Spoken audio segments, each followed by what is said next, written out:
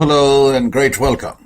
तो बेटे last session में हमने फिनिश अप करा था till up to question number 4.2। तो आज के इस सेशन का हम आगाज करेंगे क्वेश्चन नंबर 4.3 से।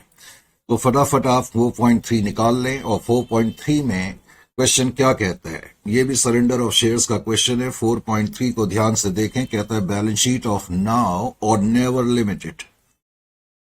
सो बैलेंस शीट ऑफ नाउ और Never Limited on 31st of 3 2022 तुम्हें गिवन है। और बैलेंस शीट के अंदर एक तो 30,000 इक्विटी शेयर है 100 रुपीज के हिसाब से 30 lakhs, करेक्ट।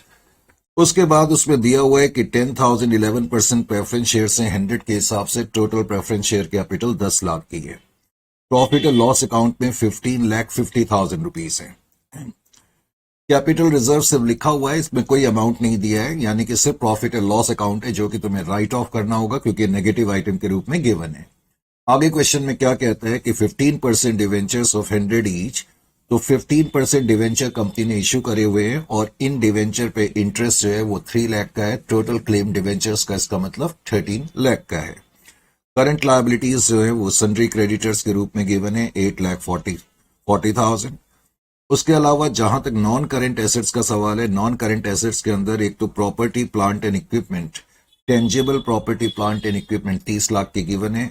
उसके अलावा इंटेंजिबल एसेट्स के अंदर गुडविल, पेटेंट, कॉपीराइट, ट्रेडमार्क्स तुम्हें गिवन है 5 लाख के, यानी कि ये आइटम हमें बिना कहे राइट ऑफ करने पड़ेंगे। उसके अलावा प्रॉफिट एंड लॉस अकाउंट भी बिना कहे राइट ऑफ करना पड़ेगा। उसके अलावा क्वेश्चन में तुम्हें सिर्फ करंट एसेट गिवन है 10,90,000 का, करेक्ट। आगे नीचे उसने लिखा कि following scheme of reconstruction has been passed and approved. फिर कहता है equity shares are to be subdivided into shares of 10 each. तो उसने कहा कि जितने भी इक्विटी शेयर्स हैं हमने उनको सब डिवाइड कर दिया 10 रुपए में। और उसके बाद कहता है कि each shareholder shall surrender 70% of his holding. Subdivide करने के बाद जितने भी शेयर्स हो जाएंगे उन्होंने 70% अपनी होल्डिंग का जो है वो सरेंडर भी कर दिया। तो अभी तक तो क्वेश्चन में ये गिवन है। उसके अलावा क्वेश्चन में कहता है कि आउट ऑफ सरेंडर्ड शेयर, जितने भी सरेंडर्ड शेयर्स थे उसमें से 50,000 शेयर्स जो हैं वो हमने shall be issued to preference shareholders in full settlement of their claim. Share surrender में से क्वेश्चन में सिर्फ इतना लिखा हुआ है कि शेयर सरेंडर अकाउंट में से, क्वेश्चन कहता है कि शेयर सरेंडर अकाउंट में से हमने कुछ शेयर जो हैं प्रेफरेंस शेयर होल्डर्स को दिए। शेयर सरेंडर अकाउंट में से हमने प्रेफरेंस शेयर होल्डर को 50,000 शेयर्स दिए। और जो शेयर सरेंडर अकाउंट में शेयर्स हैं, एक शेयर 10 रुपए का है। इसका मतलब शेयर सरेंडर अकाउंट में से हमने कुछ शेयर प्रेफरेंस शेयर होल्डर को दिए। ये तो तुम्हें उसने ये बताया कि किस पार्टी को दी है, लेकिन हमें ये नहीं पता कि शेयर सरेंडर में से, मैंने आपको पहले भी बताया हुआ है, शेयर सरेंडर में से कभी भी हम शेयर किसी भी पार्टी को अगर देंगे तो पहले हमें उनको री अलाइव करना पड़ेगा। यानी कि जब हम उनको री अलाइव करते हैं या तो इक्विटी शेयर्स में करते हैं या प्रेफरेंस शेयर्स में करते हैं। लेकिन अगर क्वेश्चन में कुछ नहीं दिया होगा तो मैंने बताया था कि हम इक्विटी शेयर्स में उनको जिंदा करेंगे। तो इस क्वेश्चन में दिया नहीं है कि शेयर सरेंडर में से हमने शेयर किस में कन्वर्ट करे। तो इसका मतलब आप मान के चलेंगे कि आपने शेयर सरेंडर में से पहले शेयर्स को इक्विटी शेयर में कन्वर्ट करा होगा और उसके बाद प्रेफरेंस शेयर होल्डर्स को ये शेयर दिए होंगे। Is it clear to you? क्योंकि इस क्वेश्चन में प्रेफरेंस शेयर कैपिटल भी है और प्रेफरेंस शेयर कैपिटल 10 लाख रुपए की है। तो शेयर सरेंडर में से अब हमें पता लग गया कि 50,000 शेयर हमने प्रेफरेंस शेयर होल्डर को दे दिए, करेक्ट। आगे कहता है डिवेंचर होल्डर का जो क्लेम है, debenture holders total claim shall be reduce to 7 lakh.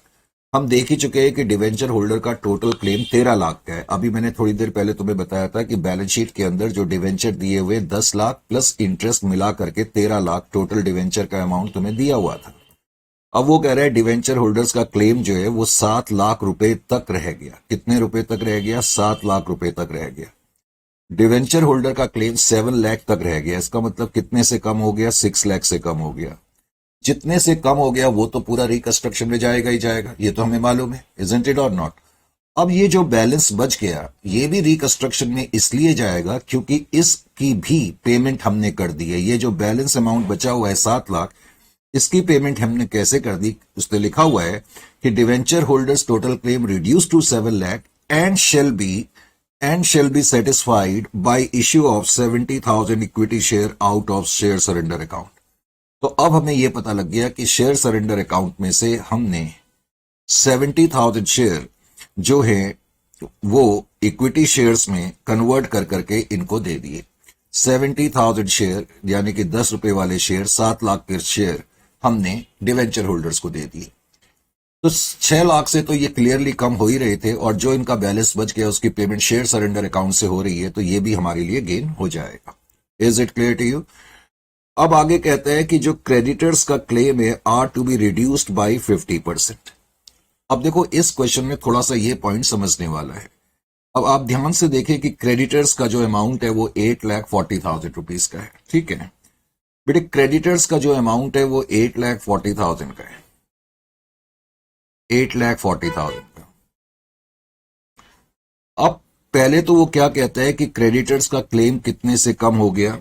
कहता है creditors claim are to be reduced by 50%। Creditors का क्लेम जो है 50% से कम हो गया। इसका मतलब है कि 4,20,000 से क्रेडिटर्स का क्लेम कम हो गया या नहीं हो गया? हो गया।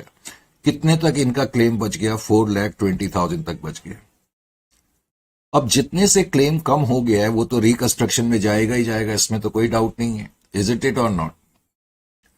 अब उसने आगे लिखा and in consideration the creditor shall receive 20,000 equity share out of share surrender account। अब बेटा ये पॉइंट बहुत कंफ्यूजिंग हो सकता है। इससे पहले कि मैं इस पॉइंट को बताऊं, मैं इससे पहले वाले पॉइंट के बारे में फिर से चर्चा करूंगा। आपने देखा जहां तक डिवेंचर्स का सवाल था, डिवेंचर्स का क्लेम जैसे क्रेडिटर्स का क्लेम 8,40,000 का है, डिवेंचर होल्डर्स का क्लेम 13 लाख का था। डिवेंचर होल्डर्स का क्लेम जो है हमने देखा 6 लाख से कम हो रहा था एंड रिड्यूस टू 7 लाख, और उनका क्लेम जो है वो 7 लाख तक बच गया था। Is it clear to you? ध्यान से इस पॉइंट को समझने की कोशिश करें। अब डिवेंचर के केस में क्या था, जितने से क्लेम कम हो गया वो तो खैर गेन होता ही होता है, लेकिन डिवेंचर्स के केस में जो पेमेंट हमने शेयर सरेंडर में से करी थी वो बैलेंस अमाउंट के खिलाफ करी थी। क्वेश्चन में लिखा था कि there claim is reduced to 7 lakh and this will be satisfied by issue of 70,000 shares from share surrender। तो शेयर सरेंडर में से हमने जो पेमेंट करी थी वो बैलेंस के खिलाफ करी थी, इसलिए बैलेंस के खिलाफ पेमेंट करी थी, तो ये भी हमारे लिए गेन हो गया, क्योंकि ये पेमेंट जब हमने करी तो शेयर सरेंडर अकाउंट से करी, तो हमारे कोई रिसोर्सेज तो कम नहीं हुए, तो ये भी हमारे लिए गेन है। इसका मतलब पूरा का पूरा 13 लाख गेन हो गया। 6 लाख से वो कम हो रहे हैं और 7 लाख जो बचा हुआ अमाउंट था वो हमने शेयर सरेंडर से पे कर दिया। लेकिन क्रेडिटर्स के केस में ऐसा नहीं है। क्रेडिटर के केस में कह रहा है कि इनका क्लेम 4,20,000 से कम तो हुआ, लेकिन क्रेडिटर्स ने यह कहा कि हम अपना क्लेम कम तो करेंगे, लेकिन इस कम करने के एवज में आप हमें शेयर सरेंडर अकाउंट में से कुछ पेमेंट करेंगे। आप शेयर सरेंडर अकाउंट में से कुछ पेमेंट करेंगे। अब शेयर सरेंडर अकाउंट से जो हमने पेमेंट करी है वो कहता है creditors claim are to be reduced by 50%। तो 50% से इसका क्लेम कम हो गया। And in consideration the creditor shall receive 20,000 equity share out of share surrender account. और कम करने के एवज में क्रेडिटर्स को हमने 20,000 शेयर सरेंडर अकाउंट में से दे दिए। डिफरेंस क्या है कि अब की बार शेयर सरेंडर अकाउंट से पेमेंट जो है वो बैलेंस के खिलाफ नहीं जा रही है, ये कम करने के एवज में जा रही है। ये पॉइंट आपको डिफरेंस समझ में आना चाहिए। In case of debenture, the payment from share surrender was against the balance amount, whereas in case of creditors, this payment is not against the balance amount. Rather, it is against the fact that creditors have agreed to actually reduce their consideration, reduce their amount by 50%. कम करने के एवज में या in lieu of thereof। इसका मतलब क्या हो गया कि इस क्वेश्चन में क्रेडिटर का अमाउंट बैलेंस शीट के अंदर 4,20,000 का आएगा, क्योंकि इसके खिलाफ अभी कोई पेमेंट नहीं हुई है। Is it clear to you? तो ये पॉइंट इसमें समझना है। क्या लिखा हुआ है? इन कंसिडरेशन या इन ल्यू ऑफ। अब की बार बैलेंस के खिलाफ पेमेंट नहीं जा रही है, ये चीज ध्यान रखनी है। फिर कह रहा है remaining surrendered share shall be cancel, जो कि हम करते ही हैं। फिर कह रहा है goodwill and profit and loss account to be written off completely and fixed asset are to be depreciated by 10 lakh. ये इस क्वेश्चन की कहानी है। तो इस क्वेश्चन को समझने के लिए सबसे पहले तो हम क्या करेंगे, ओके जी, इस क्वेश्चन को हमने फिर स्टार्ट करना शुरू करा। लिखना चाहते हैं तो आप लिखना शुरू कर दे। तो सबसे पहले क्वेश्चन नंबर है ये 4 पॉइंट, कौन सा क्वेश्चन था? 4.3।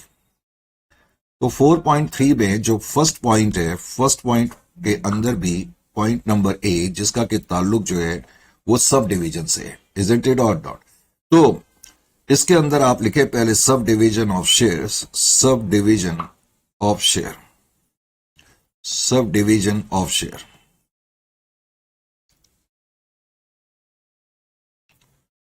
क्वेश्चन में क्या लिखा हुआ है पहले तो ध्यान से आप अपनी इक्विटी शेयर कैपिटल को देखें। इक्विटी शेयर कैपिटल आपकी 30,000 शेयर है, एक शेयर 100 रुपए का है, इसका मतलब टोटल इक्विटी शेयर कैपिटल आपकी कितने की है? 30 lakhs की है, इजंट इट और नॉट?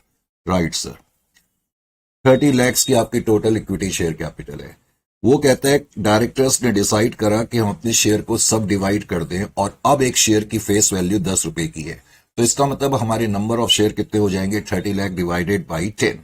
इसका मतलब सब डिवाइड करने के बाद पहले हमारे नंबर ऑफ शेयर 30,000 थे, अब 3 लाख डिवाइडेड बाई 10, इसका मतलब 3 लाख शेयर हो गए, लेकिन एक शेयर जो है वो 10 रुपए का हो गया और टोटल अमाउंट या टोटल वैल्यू अभी भी 30 लाख की रहेगी। तो इसका मतलब इस वक्त मेरी इक्विटी शेयर कैपिटल अकाउंट में 3 लाख शेयर्स ऑफ 10 ईच है, करेक्ट? अब वो कहता है सब डिवीजन के बाद शेयर होल्डर्स ने क्या करा? 50% जो है, सॉरी 70% जो है वो शेयर सरेंडर कर दिए, सरेंडर ऑफ शेयर। तो नेक्स्ट एंट्री आपकी सरेंडर ऑफ शेयर की हो जाएगी, सरेंडर ऑफ शेयर। अब आप सरेंडर ऑफ शेयर्स की एंट्री करेंगे तो 3 लाख अब हमारे शेयर्स हैं, 3 लाख का 70%, इसका मतलब 2,10,000 इक्विटी शेयर होल्डर अपने शेयर जो है वो सरेंडर कर रहे हैं। तो आपकी एंट्री हो जाएगी equity share capital account debit, क्योंकि इक्विटी शेयर होल्डर्स जब अपने शेयर सरेंडर करेंगे तो कंपनी के पास 2,10,000 इक्विटी शेयर वापस आएंगे 10 रुपए वाले। हालांकि ये हमारे लिए गेन तो है, लेकिन हम इसको इमीडिएटली गेन में नहीं ले जाएंगे, क्योंकि इस क्वेश्चन में भी कंडीशन है कि जो शेयर सरेंडर है उनका इस्तेमाल होगा डिवेंचर्स को पे करने में और क्रेडिटर्स को पे करने में, और उसके बाद अगर बचेंगे तो तभी हम कैंसिल करेंगे। इसलिए अब की बार मैं इसको लिखूंगा to share surrender account, to share surrender account. तो हम ये भी कह सकते हैं कि हमारे शेयर सरेंडर अकाउंट में इस वक्त 2,10,000 शेयर हैं, 2,10,000 शेयर हैं 10 रुपए के हिसाब से, टोटल 21 लाख की वैल्यू के। ये कहा जा सकता है या नहीं कहा जा सकता? बिल्कुल कहा जा सकता है। तो 21 लाख वर्थ रुपीस के शेयर शेयर सरेंडर अकाउंट में हैं। ये गेन तो है, लेकिन अभी हमने इसको रिकंस्ट्रक्शन में ट्रांसफर नहीं करा है, करेक्ट? अब उसने जो अगला पॉइंट यानी कि पॉइंट नंबर 2 हमें दिया था, पॉइंट नंबर 2 में वो क्या कहता है कि हमने शेयर सरेंडर में से 50,000 शेयर प्रेफरेंस शेयर को दिए। क्वेश्चन ने ये नहीं बताया कि शेयर सरेंडर में से हमने किस में कन्वर्ट करके दिए, इस चीज का तुमने ध्यान रखना है। तो conversion of surrendered shares into preference share capital, sorry into, question ने ये नहीं दिया कि हमने किस में कन्वर्ट कराया, और मैंने तुम्हें बताया था जब ये नहीं दिया होगा तो हमेशा ये मान करके चलना है कि इक्विटी शेयर्स में कन्वर्ट करा। Is it clear to you? हम मान के चलेंगे कि शेयर सरेंडर में से हमने इक्विटी शेयर्स में पहले कन्वर्ट करे, उनको रीअलाइव करने के लिए share surrender account debit to equity share into equity share and issue to preference shareholder, और हमने ये प्रेफरेंस शेयर होल्डर्स को इश्यू कर दी है, issue to preference shareholder. तो एंट्री हो जाएगी share surrender account debit. Share surrender account में से आपने 50,000 शेयर जो है कन्वर्ट करें, share surrendered account debit to preference share capital account. कितनी परसेंटेज है प्रेफरेंस शेयर कैपिटल की मुझे याद नहीं है, खैर anyway to preference share capital. तो 50,000 शेयर्स तुमने कन्वर्ट करे हैं शेयर सरेंडर में से, और एक प्रेफरेंस शेयर, सॉरी एक सरेंडर शेयर 10 रुपए का है, तो इसका मतलब 50,000 शेयर 10 रुपए वाले आपने कन्वर्ट करे और प्रेफरेंस शेयर होल्डर को दे दिए। Is it clear to you? अच्छा जी, प्रेफरेंस शेयर होल्डर्स को दे दिए। उसके बाद क्वेश्चन में क्या लिखा है, लेट्स हैव अ लुक। जब हम क्वेश्चन पढ़ रहे थे तो इस क्वेश्चन में आगे उसने क्या लिखा,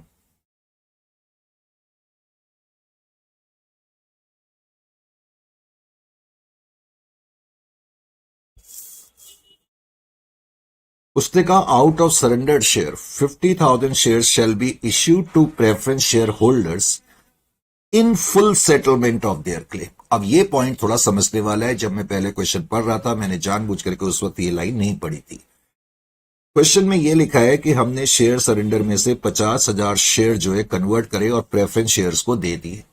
लेकिन क्वेश्चन में आगे ये भी लिखा है कि जो हमने ये शेयर सरेंडर्ड यानी कि 50,000 शेयर 10 रुपए वाले प्रेफरेंस शेयर को दिए इन full settlement of their claim दिए।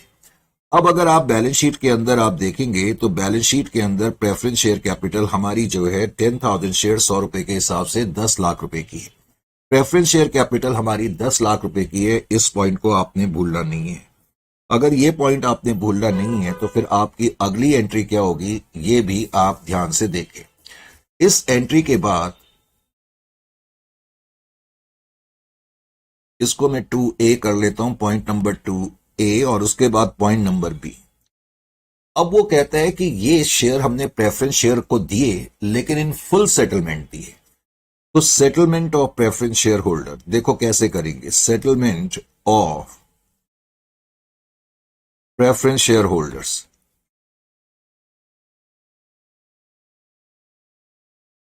अगर हम बैलेंस शीट पे देखें तो हमारी जो प्रेफरेंस शेयर कैपिटल है वो 10 लाख रुपए की है, जो कि अभी अभी मैंने आपको रिफ्लेक्ट भी करी। 11% preference share capital account 10 lakh रुपए की प्रेफरेंस शेयर कैपिटल है।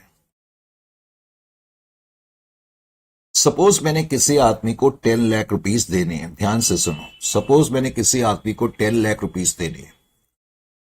अगर मैं उसको ये कहूं कि मैं आपको 5 लाख रुपए कैश में दे रहा हूं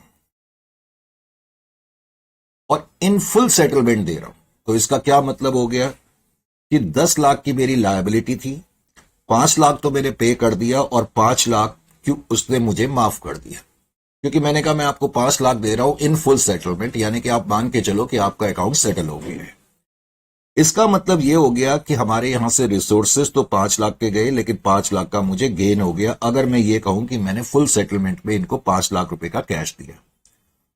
अब इस क्वेश्चन में क्या है कि जो हमारे प्रेफरेंस शेयर कैपिटल है वो 10 लाख रुपए के हैं। इसमें कोई डाउट नहीं कि प्रेफरेंस शेयर कैपिटल मेरी 10 लाख रुपए की है। लेकिन क्वेश्चन में क्या लिखा हुआ है कि जो 10 लाख रुपए की मेरी प्रेफरेंस शेयर कैपिटल है उनको मैंने शेयर सरेंडर अकाउंट में से 5 लाख रुपए दिए और इन फुल सेटलमेंट दिए। इन फुल सेटलमेंट का मतलब है कि 10 लाख में से 5 लाख रुपए तो इसका मतलब प्रेफरेंस शेयर होल्डर छोड़ ही रहे हैं, तो ये तो गेन है ही है क्योंकि वो छोड़ ही रहे हैं।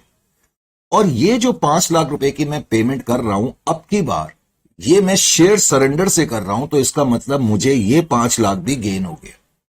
Are you getting my point or not? मैंने प्रेफरेंस शेयर होल्डर को कहा भाई 10 लाख रुपए हमने आपको देने हैं, हम आपको 5 लाख के प्रेफरेंस शेयर दे रहे हैं, करेक्ट, और इन फुल सेटलमेंट दे रहे हैं, तो ये 5 लाख तो गेन है ही, और 5 लाख से लायबिलिटी इसलिए कम हो गई क्योंकि हम उनको प्रेफरेंस शेयर कैपिटल दे रहे हैं। लेकिन हम ये preference share capital share surrender में से दे रहे हैं, तो इसलिए ये भी हमारे लिए गेन है। इस क्वेश्चन में तुम्हें ये समझना होगा।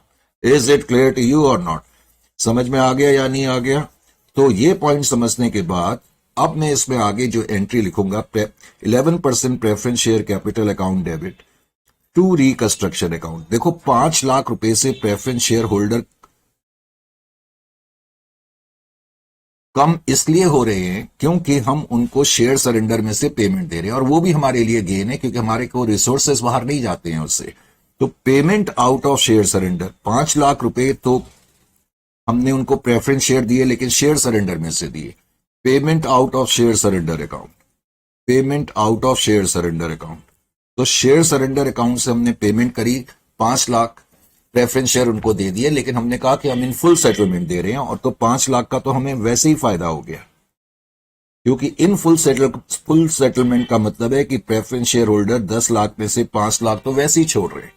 तो इस क्वेश्चन में अगली एंट्री आपकी ये होगी, और ये एंट्री इस क्वेश्चन में सबसे मेन पॉइंट है। उसके अलावा पॉइंट नंबर 3 में उसने डिवेंचर्स के बारे में लिखा था। तो settlement of claims of debenture holders, settlement of claims, settlement of claims of debenture holders. अब डिवेंचर होल्डर्स को सेटल करना है, क्वेश्चन में लिखा हुआ था कि डिवेंचर होल्डर्स का जो क्लेम है वो रिड्यूस हो गया है 7 लाख रुपए तक। तो पहले तो मेरी जो एंट्री होगी, जो क्वेश्चन में दिया हुआ है 15% डिवेंचर्स तुम्हें दिए हुए हैं, 15% डिवेंचर 10 लाख के हैं और इंटरेस्ट 3 लाख का है। 15% debenture and interest on debenture मिला करके 13 लाख। तो इनका क्लेम 13 लाख तक है। अब वो कहता है इनका क्लेम जो है वो 7 लाख तक रह गया, इसका मतलब 6 लाख से तो ये वैसे ही कम हो गया। तो मैं लिखूंगा टू रिकंस्ट्रक्शन अकाउंट, ये तो क्लियर गेन है क्योंकि 6 लाख से तो ये कम हो रहा है, तो 6 लाख रुपीज, ये तो क्लियर गेन है। अब इनका क्लेम जो है 7 लाख तक रह गया, लेकिन 7 लाख तक जो ये क्लेम रह गया इसकी पेमेंट भी हमने शेयर सरेंडर अकाउंट से कर दी है, इजंट इट और नॉट? तो इसलिए ये भी गेन हो जाएगा। क्यों हो जाएगा? क्योंकि जो पेमेंट है वो out of share surrender account हो रही है। हमने शेयर सरेंडर अकाउंट से कुछ शेयर इक्विटी शेयर्स में कन्वर्ट कर करके इनको पेमेंट कर दी, तो payment out of share surrender account, इसलिए ये भी गेन हो गया। तो पूरा 13 लाख तुम्हें इस केस में गेन है। हालांकि इसमें इस एंट्री के बाद तुम ये एंट्री भी करना, शेयर सरेंडर अकाउंट डेबिट, बल्कि तुम लिखना चाहो तो ऐसे भी लिख सकते हो, conversion of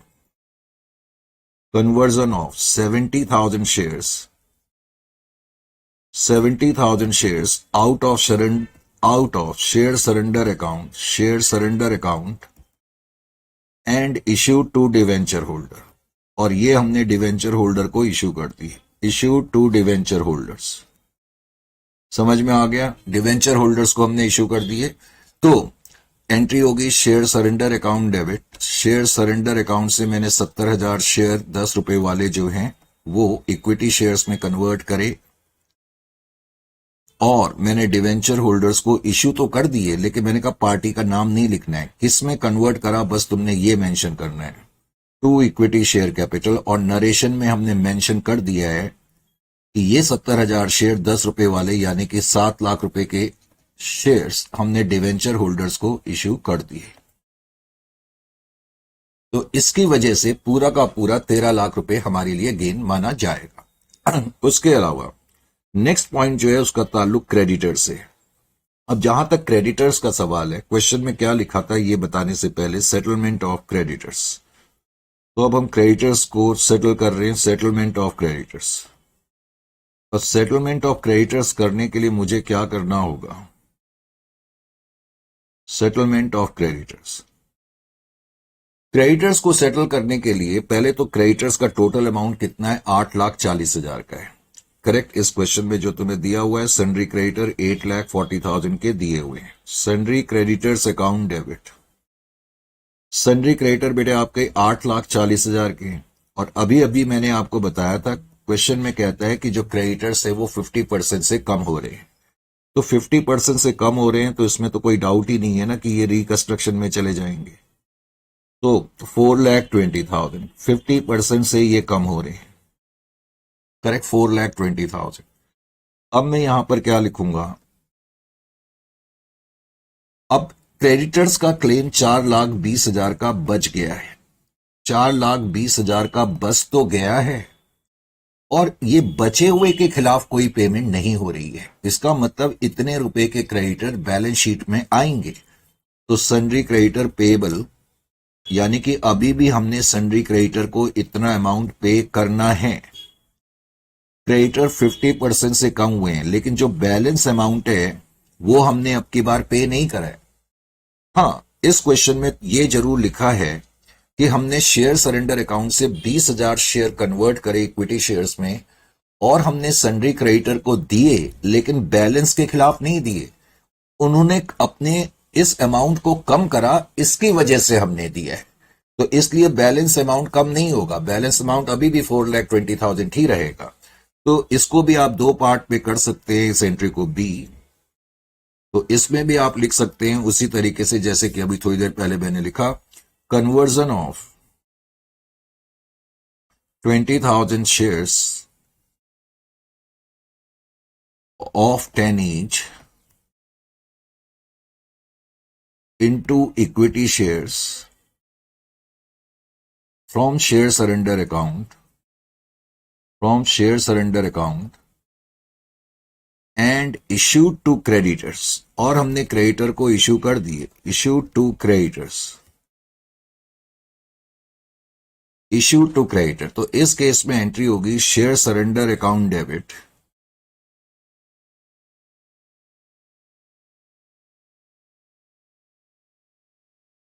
to equity share capital account. अब शेयर सरेंडर अकाउंट से आपने 20,000 शेयर कन्वर्ट करें, यानी कि 2 लाख के शेयर आपने कन्वर्ट करे इक्विटी शेयर में, और आपने क्रेडिटर को दे तो दिए हैं, लेकिन ये शेयर जो आपने दिए अगेंस्ट द बैलेंस नहीं दिए हैं। ये बात समझना है।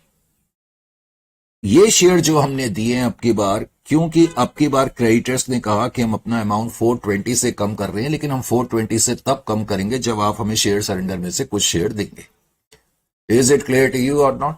तो ये पॉइंट इसमें समझना है। आपकी बार बैलेंस के खिलाफ पेमेंट नहीं जा रही है, तो इसलिए क्रेडिटर्स अभी भी जो बैलेंस अमाउंट है वो बैलेंस शीट के अंदर आएगा। ये पॉइंट आपको इसमें समझना होगा। पॉइंट नंबर 4 को करने के बाद फिर इसमें जो अगला पॉइंट है कि शेयर सरेंडर अकाउंट में जो भी अब बैलेंस बच गया, शेयर सरेंडर अकाउंट में अब जो भी बैलेंस बच गया या अनयूटिलाइज्ड बैलेंस जो है वो हमने रिकंस्ट्रक्शन में ले जाना है। तो unutilised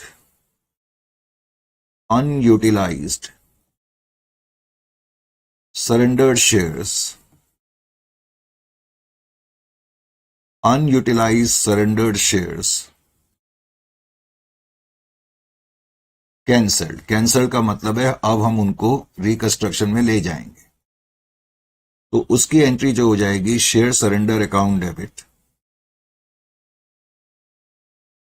share surrender account debit to reconstruction account.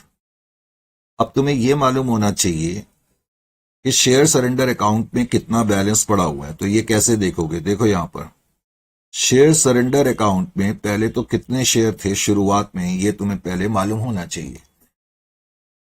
Point number 1 में जो एंट्री नंबर बी हमने करी, तो हमने देखा था कि 2,10,000 शेयर टोटल सरेंडर हुए थे। ठीक है, अब आपको यह तो पता लग गया कि आपके शेयर सरेंडर अकाउंट में 2,10,000 शेयर्स हैं। ऑफ कोर्स एक शेयर की वैल्यू 10 है अगर आप लिखना चाहते हो तो। अब इसमें से आपने सबसे पहले तो क्या करा, अगर आपको याद होगा तो पॉइंट नंबर 2 में उसने लिखा था कि शेयर सरेंडर में से हमने कुछ शेयर जो है कन्वर्ट करे थे। 50,000 शेयर 10 रुपए वाले, 5 लाख रुपए के शेयर हमने प्रेफरेंस शेयर होल्डर्स को दिए थे। करेक्ट, कन्वर्जन ऑफ शेयर्स, यहां प्रेफरेंस शेयर नहीं, ये इक्विटी शेयर है, सॉरी। शेयर सरेंडर में से हमने कुछ शेयर इक्विटी शेयर्स में कन्वर्ट करे और प्रेफरेंस शेयर होल्डर्स को दिए थे। इसका मतलब है कि शेयर सरेंडर में से 50,000 शेयर जो है वो कन्वर्ट हो गए। तो 2,10,000 माइनस 50,000 इंटू 10। ऑफ कोर्स इनको हमने कन्वर्ट किस में करा? हमने इनको इक्विटी शेयर्स में कन्वर्ट करा, जस्ट समझाने के लिए। और किसको इश्यू करा? प्रेफरेंस शेयर होल्डर को इश्यू करा, इश्यूड टू। ये हमने प्रेफरेंस शेयर होल्डर को इश्यू करे थे। उसके अलावा फिर हमने क्या देखा कि डिवेंचर होल्डर्स के केस में हमने 70,000 शेयर प्रेफरेंस सरेंडर अकाउंट से कन्वर्ट करे इक्विटी शेयर कैपिटल में और डिवेंचर होल्डर को इश्यू कर दिए। तो 2,10,000 में से 70,000 शेयर हमने 10 रुपए वाले इक्विटी शेयर्स में कन्वर्ट करे और हमने डिवेंचर होल्डर्स को दे दिए। और उसके बाद अभी अभी हमने देखा कि 20,000 शेयर्स हमने और कन्वर्ट करे, 10 रुपए वाले इक्विटी शेयर्स में कन्वर्ट करे और हमने क्रेडिटर्स को दे दिए। तो इसका मतलब शेयर सरेंडर अकाउंट में कितना बैलेंस बचा है अब आप आसानी से पता लगा सकते हैं। तो ये जो हो गया 120 प्लस 20 140, तो 2,10,000 में से 1,40,000 शेयर हमने इश्यू कर दिए। तो इसका मतलब 70,000 शेयर अभी भी बचे हुए हैं, 70,000 शेयर अभी भी बचे, और एक शेयर जो है वो 10 रुपए का है। तो इसका मतलब टोटल जो है वो टोटल बैलेंस कितना हो गया? 7 लाख रुपए का बैलेंस अभी पड़ा हुआ है। तो 7 लाख रुपए जो है शेयर सरेंडर अकाउंट में मौजूद हैं, या 70,000 शेयर मौजूद हैं। 70,000 इंटू 10, तो ये हम रिकंस्ट्रक्शन अकाउंट में ले जाएंगे। इसका मतलब अब हमने इनको कैंसिल कर दिया। Is it clear to you? तो शेयर सरेंडर अकाउंट से ये पैसा बाहर आ जाएगा। यहां तक समझ में आ गया या नहीं आ गया? सर बिल्कुल समझ में आ गया। अच्छा जी, ये पॉइंट समझ आ गया। तो फिर इसमें अगली एंट्री अब क्या है? अब हमने रिटर्न ऑफ का काम करना है। तो एंट्री नंबर जो भी है आपकी 4, 5, 6, तो नेक्स्ट एंट्री आपकी हो जाएगी राइटिंग ऑफ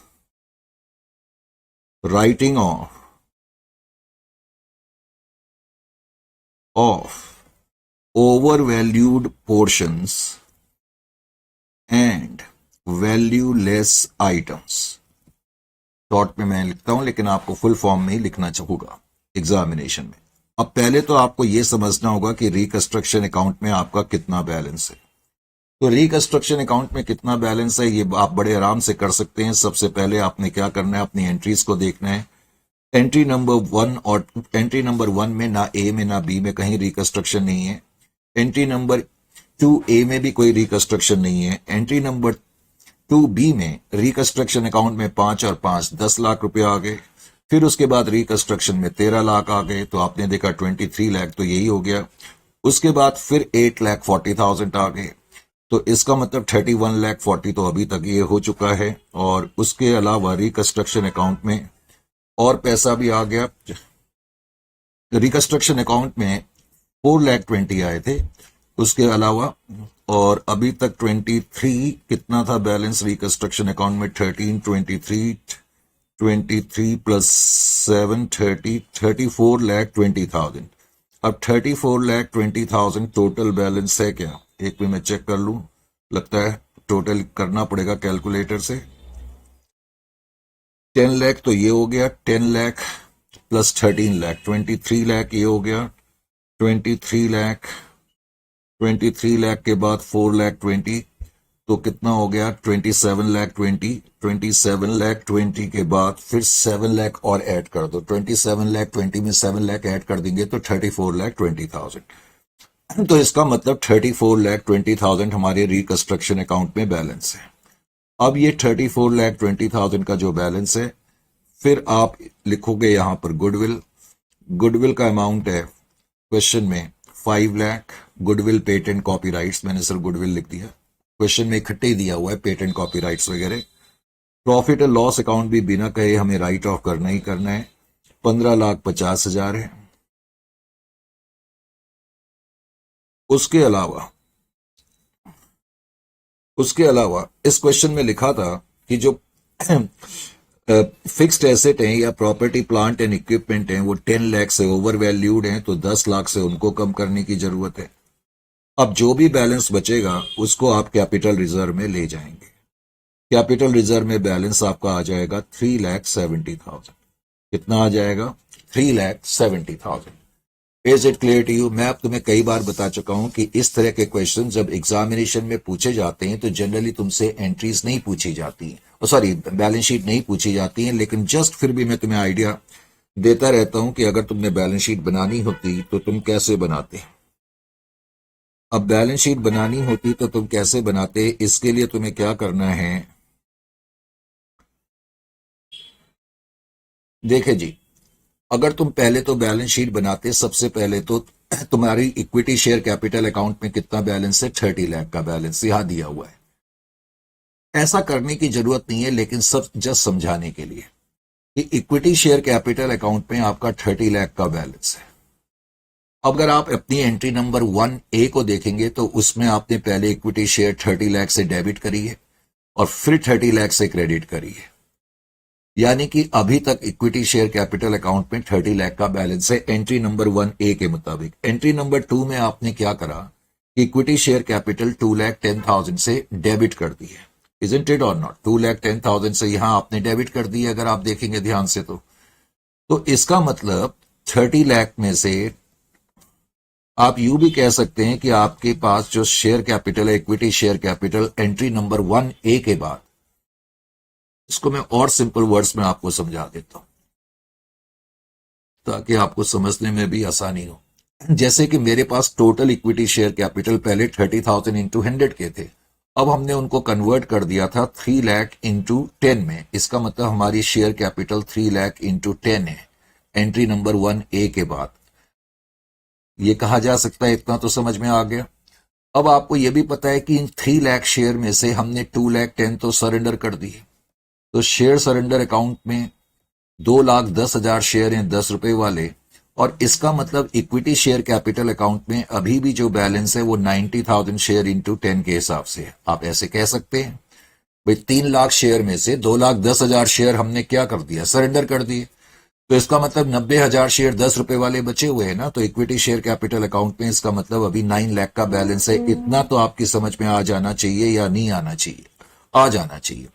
अब उसके बाद आपको ये देखना है कि शेयर सरेंडर में से, इसके बाद आपने शेयर सरेंडर में से कुछ अमाउंट इक्विटी शेयर कैपिटल में कन्वर्ट करा, 50,000 शेयर इंटू 5, तो इसका मतलब इक्विटी शेयर कैपिटल आपकी 5 लाख से और बढ़ जाएगी। फिर आपने शेयर सरेंडर अकाउंट में से 70,000 शेयर 7 लाख के कन्वर्ट करे थे, वो भी इक्विटी शेयर्स में कन्वर्ट करे थे। और फिर आपने 20,000 शेयर इंटू 10 रुपए वाले, वो भी आपने इक्विटी शेयर्स में कन्वर्ट करे थे। तो इसका मतलब इक्विटी शेयर कैपिटल में आपका जो बैलेंस शीट में आएगा 9 + 5 14 लाख, 14 + 7 कितना हो गया 21 लाख, 21 लाख + 2 लाख, तो 23 लाख रुपीस की इक्विटी शेयर कैपिटल अकाउंट आपकी बैलेंस शीट में आएगी। यानी कि जब आप बैलेंस शीट अगर बनाना चाहते हो तो 23 lakh equity share capital account में आपका बैलेंस आएगा। Is it clear to you? और आप देखना चाहते हो कितने नंबर ऑफ शेयर हैं, तो एक शेयर अब 10 रुपए का है, इसका मतलब 2,30,000 share at the rate of 10 each, 23 lakh. अब जो मेरी 10% preference share capital balance sheet में दी है, ये तो डेबिट हो गई, खत्म हो गई। प्रेफरेंस शेयर कैपिटल तो पूरी खत्म हो गई ना। आप देखो यहां पर प्रेफरेंस शेयर कैपिटल जो हमें दी हुई थी, ये हमने पूरी डेबिट कर दी है। हाँ, अब हमने प्रेफरेंस शेयर कैपिटल तो डेबिट करी है, और हमें यह चेक कर लेना चाहिए क्या इसके बाद हमने कोई प्रेफरेंस शेयर कैपिटल तो इश्यू नहीं करी, इसके बाद हमने कोई प्रेफरेंस शेयर कैपिटल इश्यू नहीं करी है, तो बैलेंस शीट में अब कोई प्रेफरेंस शेयर कैपिटल नहीं आएगी। प्रॉफिट एंड लॉस अकाउंट खत्म हो चुका है। हाँ, लेकिन अब कैपिटल रिजर्व बैलेंस शीट में आएगा, क्योंकि कैपिटल रिजर्व में बैलेंस आया था जो हमने लास्ट एंट्री करी थी रिकंस्ट्रक्शन से, जब हम राइट ऑफ करते हैं तो 3,70,000 कैपिटल रिजर्व में बैलेंस आ जाएगा।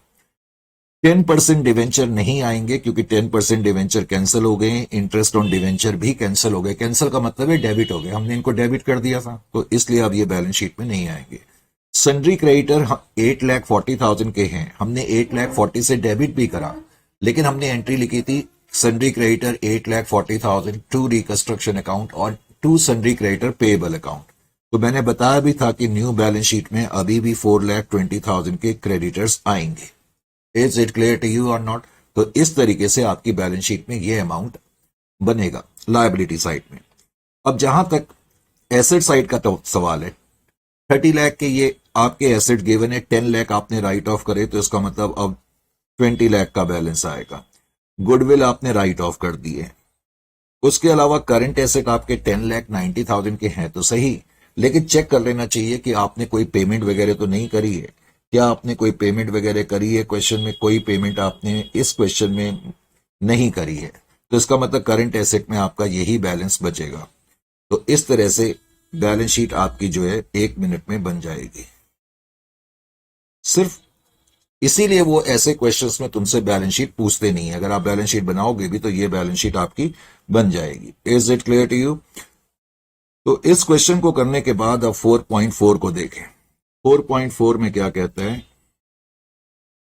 Following information. अब 4.4 में कहता है कि जो फॉलोइंग इंफॉर्मेशन है वो रिलेटेड है फीवर लिमिटेड से, और इंफॉर्मेशन है 31 दिसंबर 2023 से। बैलेंस शीट के अंदर share capital 4,000 equity shares of 100 each given है, 4 लाख के गिवन है। रिजर्व एंड सरप्लस के अंदर फिलहाल कोई आइटम इस क्वेश्चन में मौजूद नहीं है। नॉन करेंट लायबिलिटीज का जहां तक सवाल है, 2006% डिवेंचर्स हैं 100 रुपीज के हिसाब से 2 लाख।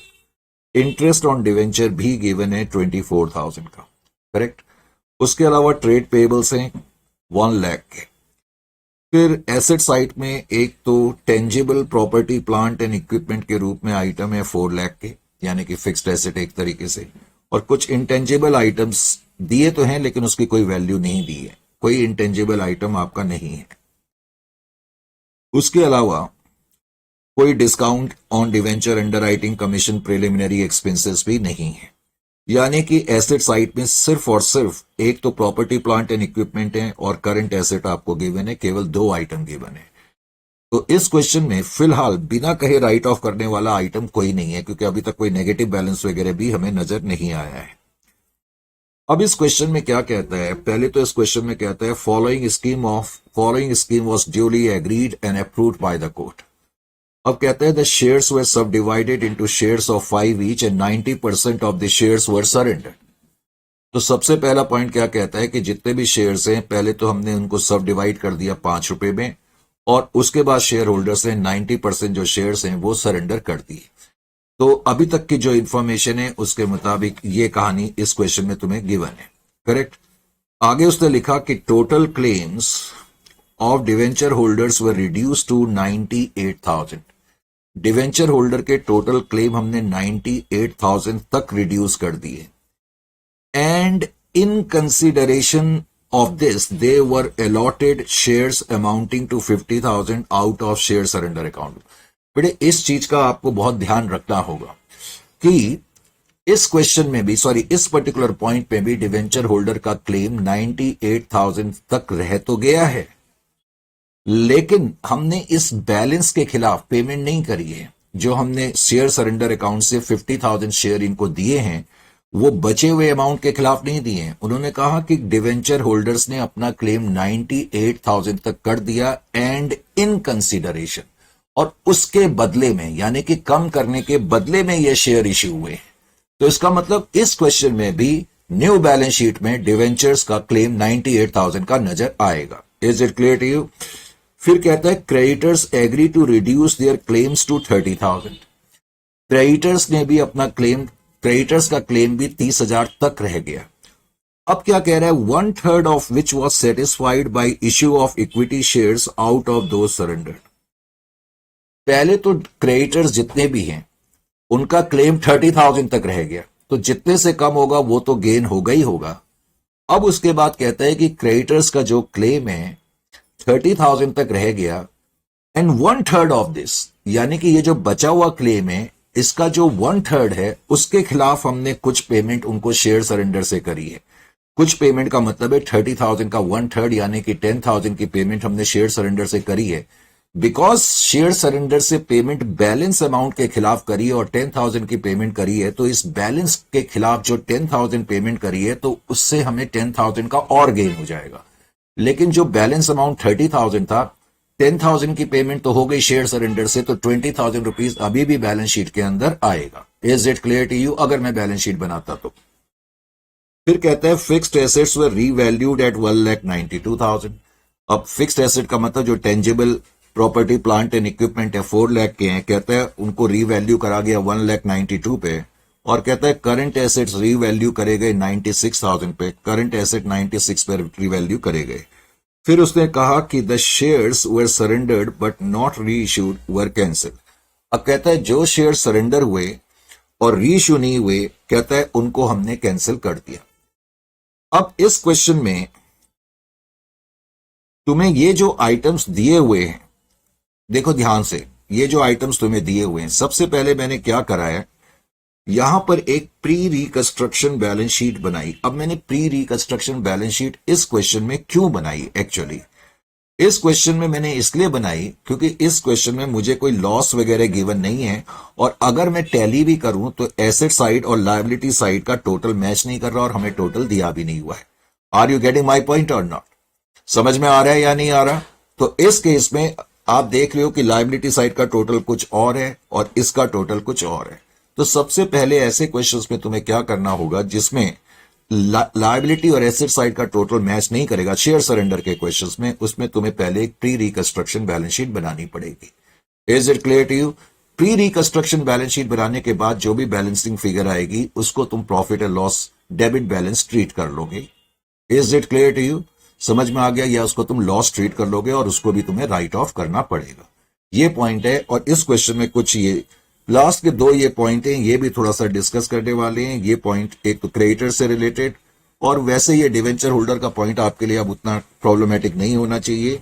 तो इस पॉइंट को समझाने के लिए फिर मैंने पहले मैं क्वेश्चन की एक शीट अपने पास रख लेता हूं ताकि मुझे बार बार क्वेश्चन देखना ना पड़े। कौन सा क्वेश्चन है? 4.4 है, तो 4.4 की एक शीट मैंने अपने पास रख ली ताकि बार बार क्वेश्चन मुझे भी ना देखना पड़े, क्योंकि कई बार जब क्वेश्चंस देखते हैं तो प्रॉब्लम हो जाती है। ठीक है, तो ये शीट को मैंने पहले किनारे कर दिया और मैंने अपने लिए स्पेस पहले क्रिएट कर ली। लीजिए जी,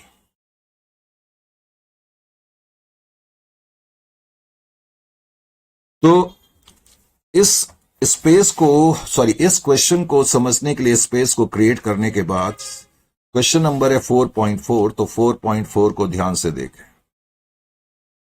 और 4.4 में सबसे पहले तो हम क्या करेंगे इस पर्टिकुलर क्वेश्चन में, जैसा कि मैंने कहा, मुझे एक प्री रिकंस्ट्रक्शन बैलेंस शीट बनानी पड़ेगी। प्री रिकंस्ट्रक्शन बैलेंस शीट मुझे क्यों बनानी पड़ेगी? क्योंकि क्वेश्चन में अगर हम मैच करेंगे एसेट और लायबिलिटी, ये शेयर सरेंडर का क्वेश्चन है, डेफिनेटली कंपनी के कुछ लॉसेस होंगे और लॉसेस हमें नजर नहीं आ रहे हैं बैलेंस शीट में। तो इसलिए मैंने प्री रिकंस्ट्रक्शन बैलेंस शीट इस क्वेश्चन में बनाई। तो जल्दी से मैंने बनाई। हमें जो क्वेश्चन में दिया हुआ है, एक तो दिया हुआ है 4000 इक्विटी शेयर्स। 4000 इक्विटी शेयर्स हमें क्वेश्चन में गिवन है, ऑफ ₹100 गिवन है, और ये हमें 4 लाख के गिवन है। तो मैंने 4 लाख का अमाउंट यहां पर लिख दिया। उसके अलावा क्वेश्चन में जो हमें गिवन था 2006% डिवेंचर्स गिवन है, 2006% डिवेंचर्स। अब 2006% डिवेंचर्स जो है वो 100 के हैं, तो इसका मतलब 2 लाख। उसके अलावा क्वेश्चन में इंटरेस्ट ऑन डिवेंचर भी गिवन है, interest on debentures, interest on debentures, interest on debenture 24,000 का गिवन है, तो इंटरेस्ट ऑन डिवेंचर 24 आपने लिख दिया। उसके बाद क्रेडिटर्स का अमाउंट गिवन है। अब क्रेडिटर्स का अमाउंट आप लिखेंगे 1 लाख, तो क्रेडिटर्स 1 लाख वो भी मैंने लिख दिया। अब सबसे पहले तो इसको आप टोटल कर लें। इसको आपने टोटल करा तो 7,24,000 ये टोटल आ गया, 7,24,000। अब 7,24,000 के टोटल के बाद आपने non current asset, property plant and equipment, property plant and equipment का मतलब फिक्स्ड एसेट से ही है, जो कि तुम्हें 4 लाख के गिवन है, तो एक तो तुमने वो लिख दिया। उसके अलावा करंट एसेट्स गिवन है, करंट एसेट 1,30,000 गिवन है, तो 1,30,000 तुमने लिख दिया। दो ही आइटम अब की बार एसेट साइड पे मौजूद हैं। अब टोटल होना चाहिए 7,24,000। अब 7,24,000 में से अगर मैं 5,30,000 माइनस कर दूं तो इसको मैं एक्यूमुलेटेड लॉसेस मान लूंगा, एक्यूमुलेटेड लॉसेस बैलेंसिंग फिगर। तो इसलिए हमें प्री रिकंस्ट्रक्शन बैलेंस शीट बनानी पड़ी। तो इसका मतलब 1,94,000 के एक्यूमुलेटेड लॉसेस मुझे राइट ऑफ करने पड़ेंगे, बिसाइड्स जो हमें क्वेश्चन में डायरेक्शन है। अब इस क्वेश्चन में जो पहली एंट्री थी, फर्स्ट एंट्री, उसका ताल्लुक तो सब डिवीजन से था, सब डिवीजन ऑफ शेयर्स।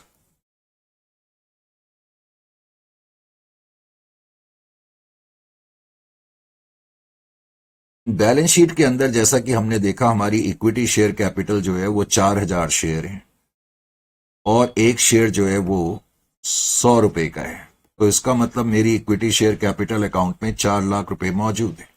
अब वो कह रहा है कि डायरेक्टर्स ने डिसाइड करा कि हम अपने शेयर को सब डिवाइड कर दें 5 रुपए के शेयर्स में।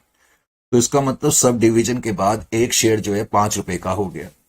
तो 4 लाख डिवाइडेड बाई 5 कर देंगे तो इसका मतलब हमारे 80,000 शेयर्स हो गए इसका मतलब। तो 2 इक्विटी शेयर कैपिटल्स, तो सब डिवीजन के बाद हमारी इक्विटी शेयर कैपिटल अकाउंट में बैलेंस इस वक्त 80,000 शेयर्स है। 5 रुपीज के हिसाब से आप यूं भी कह सकते हैं 4 लाख। तो अभी मेरी present position equity share capital की ये है। अब उसके बाद उसने लिखा कि सरेंडर ऑफ शेयर, 90% सरेंडर कर दिए गए शेयर, तो सरेंडर ऑफ शेयर, तो सरेंडर ऑफ शेयर जब आप करेंगे तो सरेंडर ऑफ शेयर्स में आपको लिखना पड़ेगा equity share capital account debit. अब 80,000 तुम्हारे नंबर ऑफ शेयर हैं, उसका 90% कितना हो जाएगा, 72,000। इसका मतलब 72,000 शेयर होल्डर्स ने अपने शेयर सरेंडर कर दिए। एक शेयर 5 रुपए का है, तो इसका ये मतलब हो गया 72,000 into 5 that is equal to 3,60,000। इसका मतलब 3,60,000 इस वक्त मेरे शेयर सरेंडर अकाउंट में बैलेंस मौजूद है। To share surrender account, share surrender account में 3,60,000 का बैलेंस मौजूद है। इनडायरेक्टली इसका यह भी मतलब हो गया, देखो सब डिवीजन के बाद मेरी इक्विटी शेयर कैपिटल 80,000 की थी। अब 80,000 में से 72,000 शेयर हमने सरेंडर कर दिए, तो इसका मतलब 8,000 शेयर अभी तुम्हारे पास बचे हैं। तो आपकी जो प्रेजेंट इक्विटी शेयर कैपिटल है, 80,000 में से 8,000 शेयर बचे हुए हैं, तो 8,000 इंटू 5, 40,000 की शेयर कैपिटल आपके पास अभी बची हुई है, और 72,000 इंटू 5 जो है वो शेयर सरेंडर अकाउंट में अमाउंट है। इसको यूं भी ऐसे भी समझने की कोशिश करा करो। उसके बाद फिर पॉइंट नंबर 2 का जो ताल्लुक है वो डिवेंचर होल्डर से रिलेटेड है, इसको समझने की कोशिश करें। 6% debenture account debit, 6% debenture and interest account.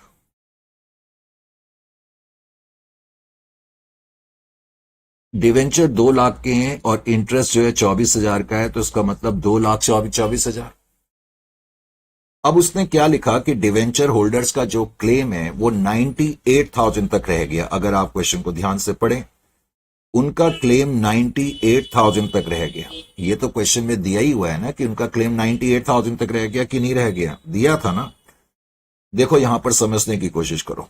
मैंने इस कॉलम में लिखा इंटरेस्ट, इस कॉलम में मैंने लिखा 6% डिवेंचर,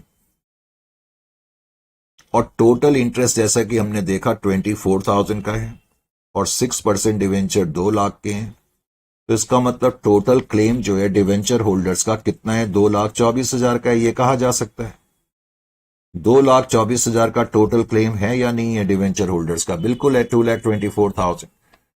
अब वो कह रहा है डिवेंचर होल्डर्स का टोटल क्लेम 98,000 तक बच गया, यानी कि जो क्लेम है 2,24,000 का वो 98,000 तक रह गया। 98,000 से इनका क्लेम 98,000 तक रह गया, तो इसका मतलब क्लेम कितने से कम हुआ?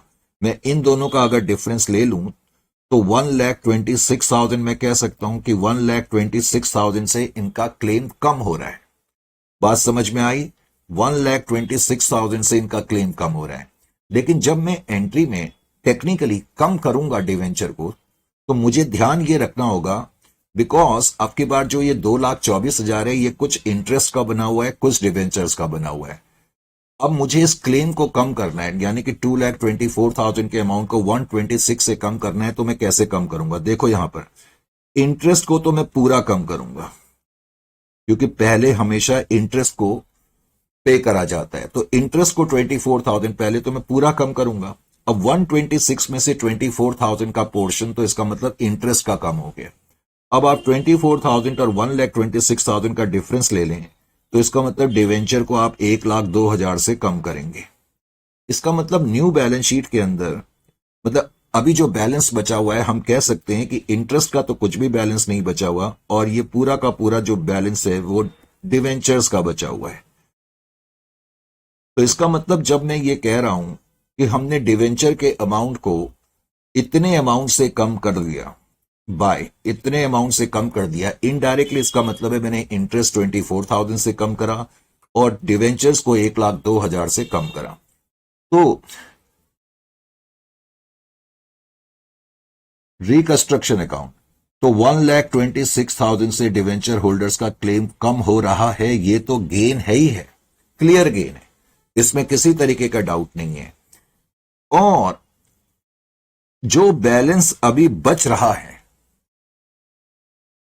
क्योंकि अब की बार जो ये 98,000 का बैलेंस बच रहा है, मैंने तुम्हें बताया था इसके खिलाफ पेमेंट नहीं जा रही है। जब हम क्वेश्चन पढ़ रहे थे तब भी मैंने ये बताया था।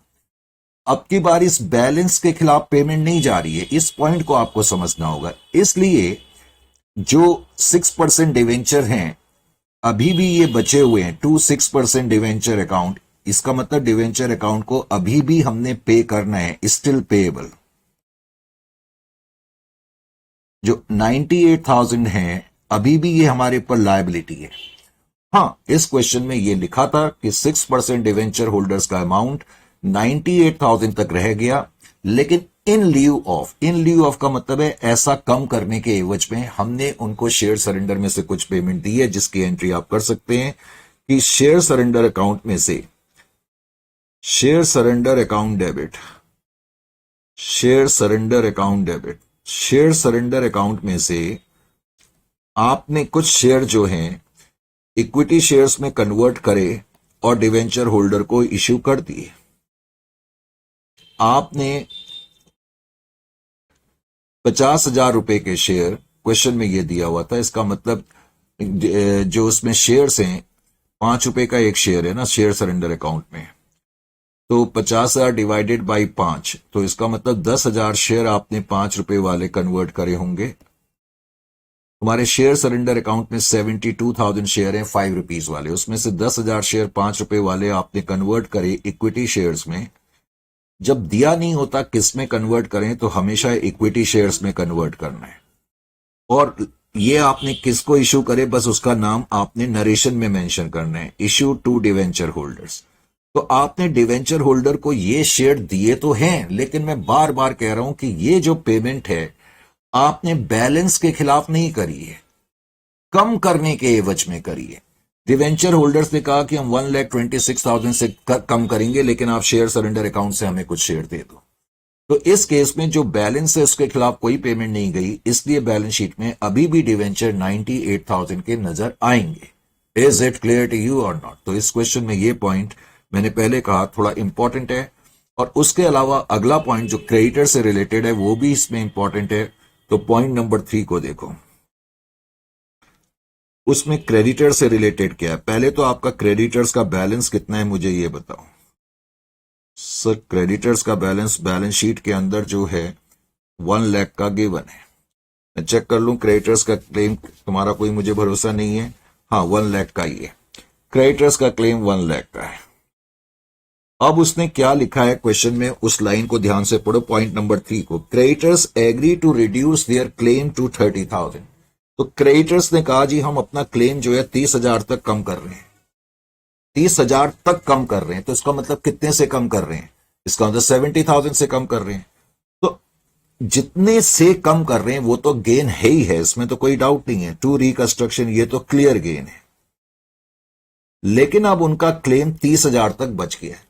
लेकिन वो क्या कह रहे हैं, ध्यान से सुनो, जो क्रेडिटर्स हैं अब उनका बैलेंस जो बचा हुआ है, एक सेकंड के लिए, क्रेडिटर्स का जो बैलेंस बचा हुआ है वो 30,000 तक का बैलेंस बच गया है। ये बैलेंस है क्रेडिटर्स का, नो डाउट अबाउट है। लेकिन उसने क्या लिखा है कि अब की बार हमने शेयर सरेंडर अकाउंट से इनको, of course share surrender account से कुछ शेयर दिए हैं, लिखा नहीं है किस में कन्वर्ट करें, तो हम यही मानेंगे इक्विटी शेयर्स में कन्वर्ट करें। तो शेयर सरेंडर में से इक्विटी शेयर्स में कन्वर्ट करने के बाद वो कहता है जो बैलेंस है उसके 1/3 के बराबर हमने इनको पेमेंट दे दी है। जो बैलेंस बच गया उसके 1/3 के बराबर हमने इनको पेमेंट शेयर सरेंडर से कर दी। अब 1/3 30,000 का कितना होता है, 10,000 होता है। इसका मतलब ये हो गया कि जो 30,000 बैलेंस बचा था उसके अगेंस्ट आपने 10,000 रुपए के शेयर सरेंडर में से इक्विटी शेयर्स में कन्वर्ट कर करके इनको दे दी। तो शेयर सरेंडर में से जब आप कोई पेमेंट करते हैं तो वो भी आपके लिए गेन हो जाती है। तो इसका मतलब जो बैलेंस है, अब की बार ये पेमेंट बैलेंस के खिलाफ जा तो रही है, लेकिन पूरा बैलेंस अमाउंट आप पे नहीं कर रहे हैं, आप केवल 10,000 का अमाउंट पे कर रहे हैं। तो इसलिए रिकंस्ट्रक्शन अकाउंट में 10,000 रुपए और आ जाएंगे। आप एग्जामिनेशन में डायरेक्टली 80,000 लिख सकते हैं, ये तो मैं समझाने के लिए कर रहा हूं। ये इसलिए गेन है क्योंकि payment out of share surrender है।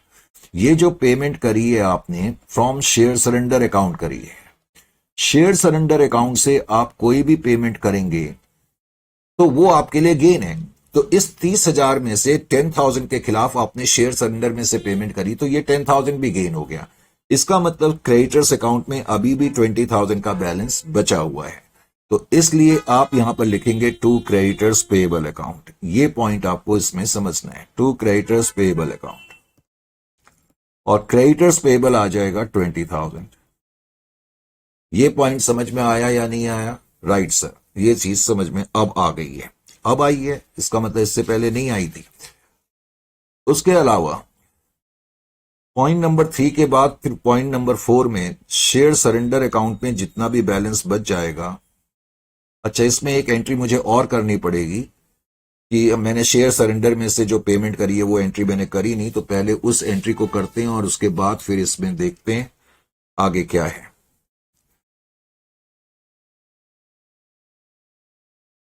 तो share surrender account debit, share surrender account से आपने कुछ शेयर जो हैं share surrender account debit. 2, equity shares. अब आपने जो पेमेंट करी है 10,000 की करी है। बिकॉज शेयर सरेंडर अकाउंट में एक शेयर 5 रुपए का है, तो इसका मतलब आपने 2,000 शेयर सरेंडर में से निकाले और इक्विटी शेयर्स में कन्वर्ट कर करके क्रेडिटर्स को इश्यू कर दिए, इश्यू टू क्रेडिटर्स। तो जिसकी वजह से तुम्हें ये 10,000 का फायदा हो गया। करेक्ट। अच्छा जी, उसके बाद है अनयूटिलाइज्ड बैलेंस या cancellation of remaining surrendered share. Remaining surrendered share.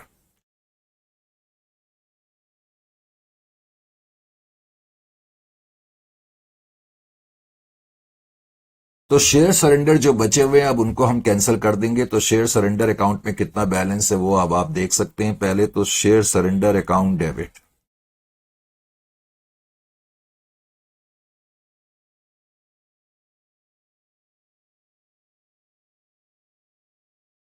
और आप लिखेंगे टू रिकंस्ट्रक्शन। आपके शेयर सरेंडर अकाउंट में 72,000 शेयर्स थे। एक शेयर 5 रुपए का है, इसमें कोई डाउट नहीं। सबसे पहले तो आपने क्या करा, ये शेयर सरेंडर अकाउंट में आपके 72,000 शेयर्स हैं। उसके बाद आपने शेयर सरेंडर में से 10,000 शेयर्स जो हैं 5 रुपए वाले कन्वर्ट करे इक्विटी शेयर में और डिवेंचर होल्डर को दिए। तो आपने 10,000 शेयर जो हैं कन्वर्ट कर दिए, डिवेंचर होल्डर्स को दे दिए, इक्विटी शेयर्स में कन्वर्ट करे और डिवेंचर होल्डर को दे दिए।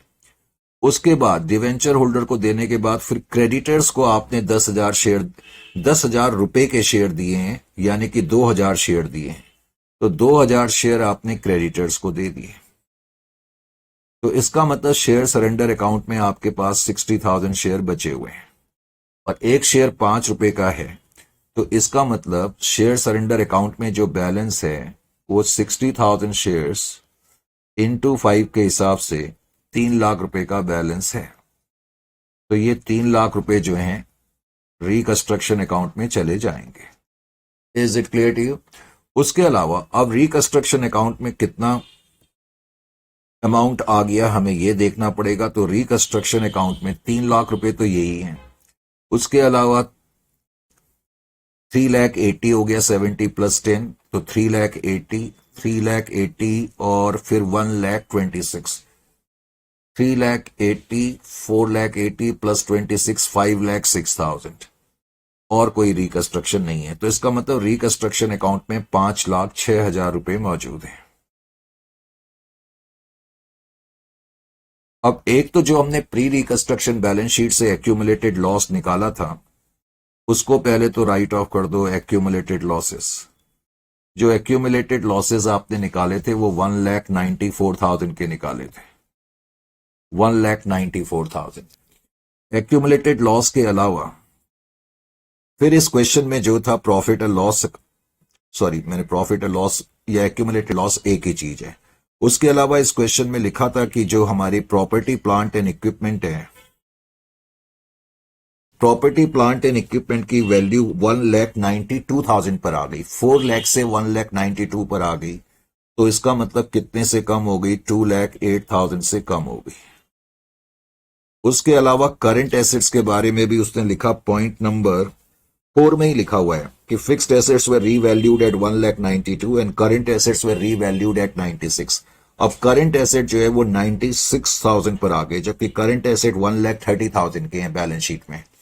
तो इसका मतलब करंट एसेट जो कम हो जाएंगे वो 34,000 से कम हो जाएंगे। तो इस तरह से आप करंट एसेट यहां पर लिखेंगे। अब जाहिर है कि आपको कैपिटल रिजर्व, जो भी बैलेंसिंग फिगर होगी वो कैपिटल रिजर्व में ले जानी होगी। अब कैपिटल रिजर्व में जब आप ले जाएंगे तो कैपिटल रिजर्व में आ जाएगा 70,000।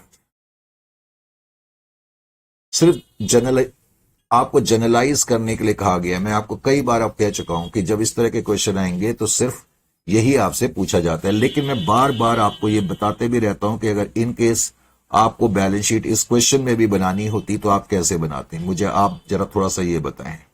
सपोज बैलेंस शीट बनानी होती तो जो आपकी इक्विटी शेयर कैपिटल है, पहले तो आपको इतना मालूम है ना कि बैलेंस शीट के अंदर आपकी इक्विटी शेयर कैपिटल जो है 4 लाख की है। अब यहां 4 लाख डेबिट हो गई, फिर 4 लाख क्रेडिट हो गई, यानी कि अभी तक 4 लाख की इक्विटी शेयर कैपिटल है। उसके बाद फिर डेबिट हो गई 3 लाख 60, तो इसका मतलब 40,000 की इक्विटी शेयर कैपिटल है। अब 40,000 अभी आपकी इक्विटी शेयर कैपिटल है, उसके बाद आपने 50,000 के इक्विटी शेयर इशू करे तो 40 प्लस 50 90,000। 90,000 के बाद आपने फिर इक्विटी शेयर कैपिटल 10,000 के इशू करे तो 1 लाख, और उसके बाद आपने कोई इक्विटी शेयर इशू नहीं करे, तो इसका मतलब न्यू बैलेंस शीट में आपकी इक्विटी शेयर कैपिटल 1 लाख की आ जाएगी। Is it clear to you? So simple. उसके अलावा फिर क्वेश्चन में या जो आपने प्री रिकंस्ट्रक्शन बैलेंस शीट बनाई हुई है उसको भी आप देख सकते हैं। उसके बाद फिर हमें 6% डिवेंचर दिए हुए थे, 6% डिवेंचर। अब जहां तक 6% डिवेंचर का सवाल है, अब हमारे डिवेंचर कितने के बचे हुए हैं? मैंने आपको बताया था कि डिवेंचर का अमाउंट जो आपका बचा हुआ है 98,000 का बचा है और वो बैलेंस शीट में आएगा। ठीक है, 98,000 के डिवेंचर बैलेंस शीट में बचे हुए हैं। इंटरेस्ट अब नहीं बचा हुआ है क्योंकि इंटरेस्ट हमने पूरा कैंसिल कर दिया, और जो डिवेंचर 2 लाख के थे उनको 1,02,000 से कम कर दिया या कैंसिल कर दिया, तो 98,000 रुपीज डिवेंचर का अमाउंट बैलेंस शीट में आएगा। 98,000 आपको बनानी नहीं है, लेकिन जस्ट समझाने के लिए। उसके अलावा फिर बैलेंस शीट में क्रेडिटर्स हैं। अब इस क्वेश्चन में क्रेडिटर 1 लाख के थे, 70,000 का तो गेन था ही, और 10,000 का और गेन हो गया था क्योंकि हमने शेयर सरेंडर में से पेमेंट करी थी, तो 20,000 का अमाउंट अभी भी बचा हुआ है। उसके अलावा कैपिटल रिजर्व आपका निकला है, तो कैपिटल रिजर्व आपको लिखना भूलना नहीं। कैपिटल रिजर्व जो है वो 70,000 का है। तो इस तरीके से ये आपकी बैलेंस शीट के आइटम्स आ जाएंगे। Is it clear to you? Asset side आप खुद ही बना सकते हैं जहां तक एसेट साइड का सवाल है। अब एसेट साइड में एक तो आपके फिक्स्ड एसेट या प्रॉपर्टी प्लांट एंड इक्विपमेंट जो भी है, 4 लाख की प्रॉपर्टी प्लांट एंड इक्विपमेंट थी और दिया ही हुआ है कि उसकी वैल्यू ऑफ 1,92,000 की है, हमने 2,08,000 से उसको कम करा है। उसके अलावा प्रॉपर्टी प्लांट एंड इक्विपमेंट के अलावा करंट एसेट है, करंट एसेट की भी रिवाइज्ड वैल्यू तुम्हें क्वेश्चन में ऑलरेडी गिवन थी पॉइंट नंबर 4 में 96,000, तो 96,000 की वैल्यू आप यहां पर लिख देंगे। उसके अलावा जो एक्यूमुलेटेड लॉस थे वो आपके ऑलरेडी खत्म हो चुके हैं, करेक्ट, और इसमें कुछ आएगा नहीं। हाँ, एक चीज चेक कर लेनी चाहिए कि क्या कोई कैश वगैरह तो आपने रिसीव नहीं करा। बाई चांस अगर आपने कैश वगैरह रिसीव करा हो, तो कोई कैश इस क्वेश्चन में नहीं करा है, तो ये छोटी सी बैलेंस शीट आपको बना करके दिखा देनी होगी अगर क्वेश्चन एग्जामिनेशन में पूछता है तो। Is it clear to you or not? तो इस तरीके से ये करा जाएगा। 4.4 को करने के बाद अब इसमें अगला क्वेश्चन है 4.6 लिखा हुआ है, इसको 4.5 कर लेना। 4.6 लिखा हुआ है, सीरियल नंबरिंग में थोड़ा सा प्रॉब्लम है, तो ये 4.6 लिख कर लेना बेटा आप, ठीक है। उस सीरियल नंबरिंग थोड़ी सी जो है वो हैम्परिंग हो रखी है, कितना भी ध्यान रखा जाए कुछ ना कुछ सीरियल नंबरिंग में प्रॉब्लम आ जाती है। पहले मैं आपको क्वेश्चन शो कर देता हूं और उसके बाद फिर मैं इसको कराता हूं।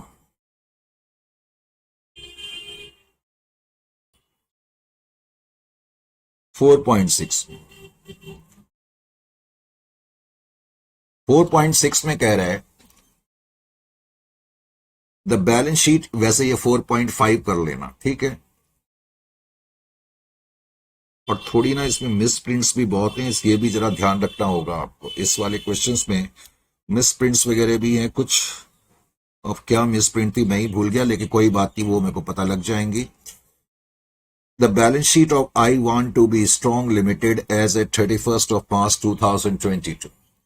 तो 31st March 2022 को 10,000 शेयर्स हैं, 100 रुपए वाले 10 लाख के। प्रॉफिट एंड लॉस अकाउंट में 5,80,000 है। 15% डिवेंचर्स ऑफ 100 इज 3 लाख है। इंटरेस्ट ड्यू ऑन डिवेंचर 45 है, तो डिवेंचर का क्लेम 345 का है।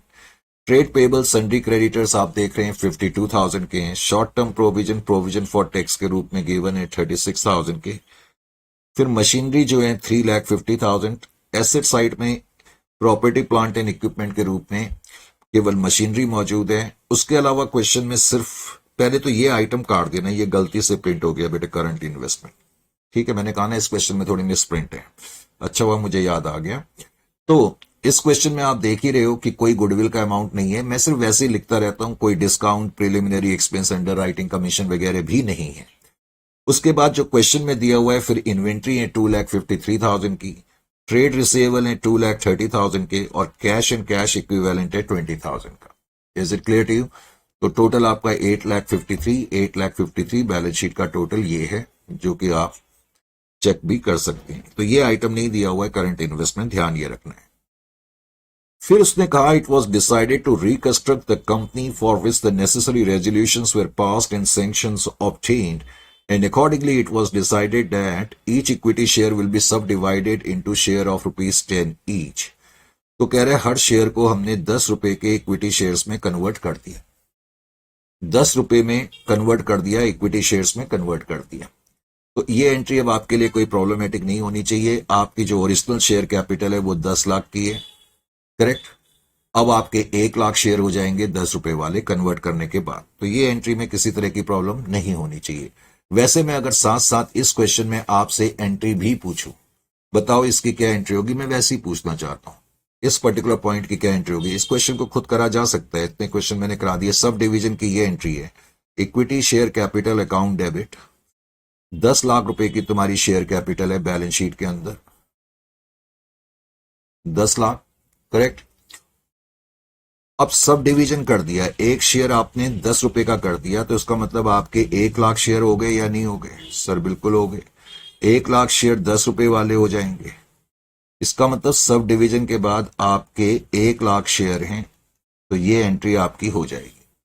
फिर पॉइंट नंबर 2 में कहता है after subdivision each shareholder shall surrender to the company 50% of his holding. और उसने भी ये बताया कि जो शेयर सरेंडर हुए हैं for the purpose of reissue to debenture holders and creditors हुए हैं। तो इस क्वेश्चन में सब डिवीजन के बाद जो आपकी एंट्री होगी वो मैंने यहां कर दी वैसे। तो सब डिवीजन के बाद पॉइंट नंबर 2 की जो एंट्री है, पॉइंट नंबर 2 की एंट्री जो आपकी होगी, share surrender account debit, sorry equity share capital account debit. तो मुझे ये बताओ कि equity share capital account debit to share surrender account entry तो ये होगी, ये तो मैंने तुम्हें बता ही दिया, टू शेयर सरेंडर अकाउंट। अब मेरे पास सब डिवीजन के बाद 1 लाख शेयर थे, तो 1 लाख में का 50%, 1 लाख में से 50% ने कहा कि हम अपने शेयर सरेंडर कर रहे हैं, इसका मतलब 50,000 शेयर सरेंडर हो रहे हैं। तो 50,000 into 10 that is equal to 5 lakh. Solution जरूर नोट कर लेना इसका, क्योंकि मैंने कहा सॉल्यूशन में और भी ज्यादा मिसप्रिंट है इस वाले में, तो इसलिए सॉल्यूशन नोट कर लेना 5 लाख। तो नेक्स्ट एंट्री जो हो जाएगी equity share capital account debit to share surrender 5 lakh से हो जाएगी। Is it clear to you or not? तो आपके पास 1 लाख इक्विटी शेयर कैपिटल थी, इसका मतलब इक्विटी शेयर कैपिटल में अभी 50,000 शेयर बचे हुए हैं 10 रुपए के हिसाब से, और बाकी शेयर सरेंडर में चले गए 50,000 शेयर, करेक्ट। तो शेयर सरेंडर अकाउंट में इस वक्त 50,000 शेयर है। उसके बाद फिर क्वेश्चन में क्या कहता है, नेक्स्ट पॉइंट में कहता है ऑफ दो सरेंडर, कहता है जो शेयर सरेंडर हुए यानी कि 50,000 शेयर, उसमें से 10,000 शेयर 10 रुपए वाले हमने प्रेफरेंस शेयर्स में कन्वर्ट कर दिए। अब ये नहीं बताया कि ये किसको दिए हैं, करेक्ट। अभी उसने सिर्फ इतना ही बताया कि शेयर सरेंडर में से 10,000 शेयर हमने कन्वर्ट कर दिए। इसकी क्या एंट्री होगी मुझे बताने की जरूरत नहीं है, ये आप कर ही सकते हैं। अगर मैं आपसे पूछूं कि एंट्री थर्ड पॉइंट की क्या एंट्री होगी, तो कन्वर्जन ऑफ 10,000 shares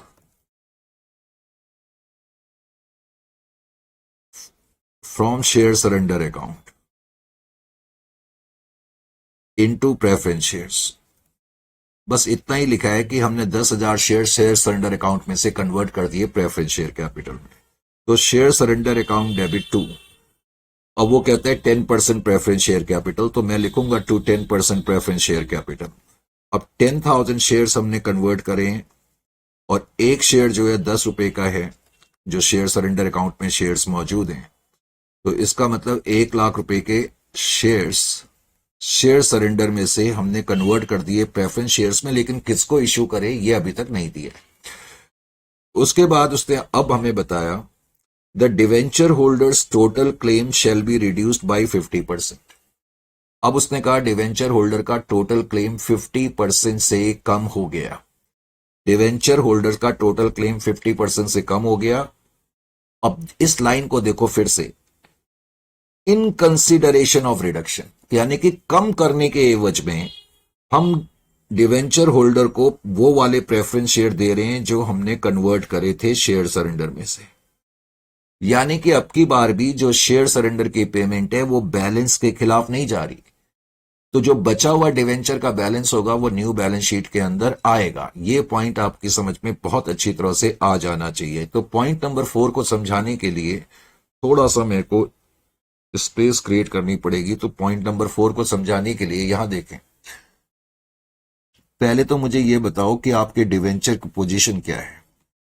ये डिवेंचर की पोजीशन थी बेटे 3 लाख के डिवेंचर्स हैं और इंटरेस्ट है उस पे, interest on debenture 45,000, correct.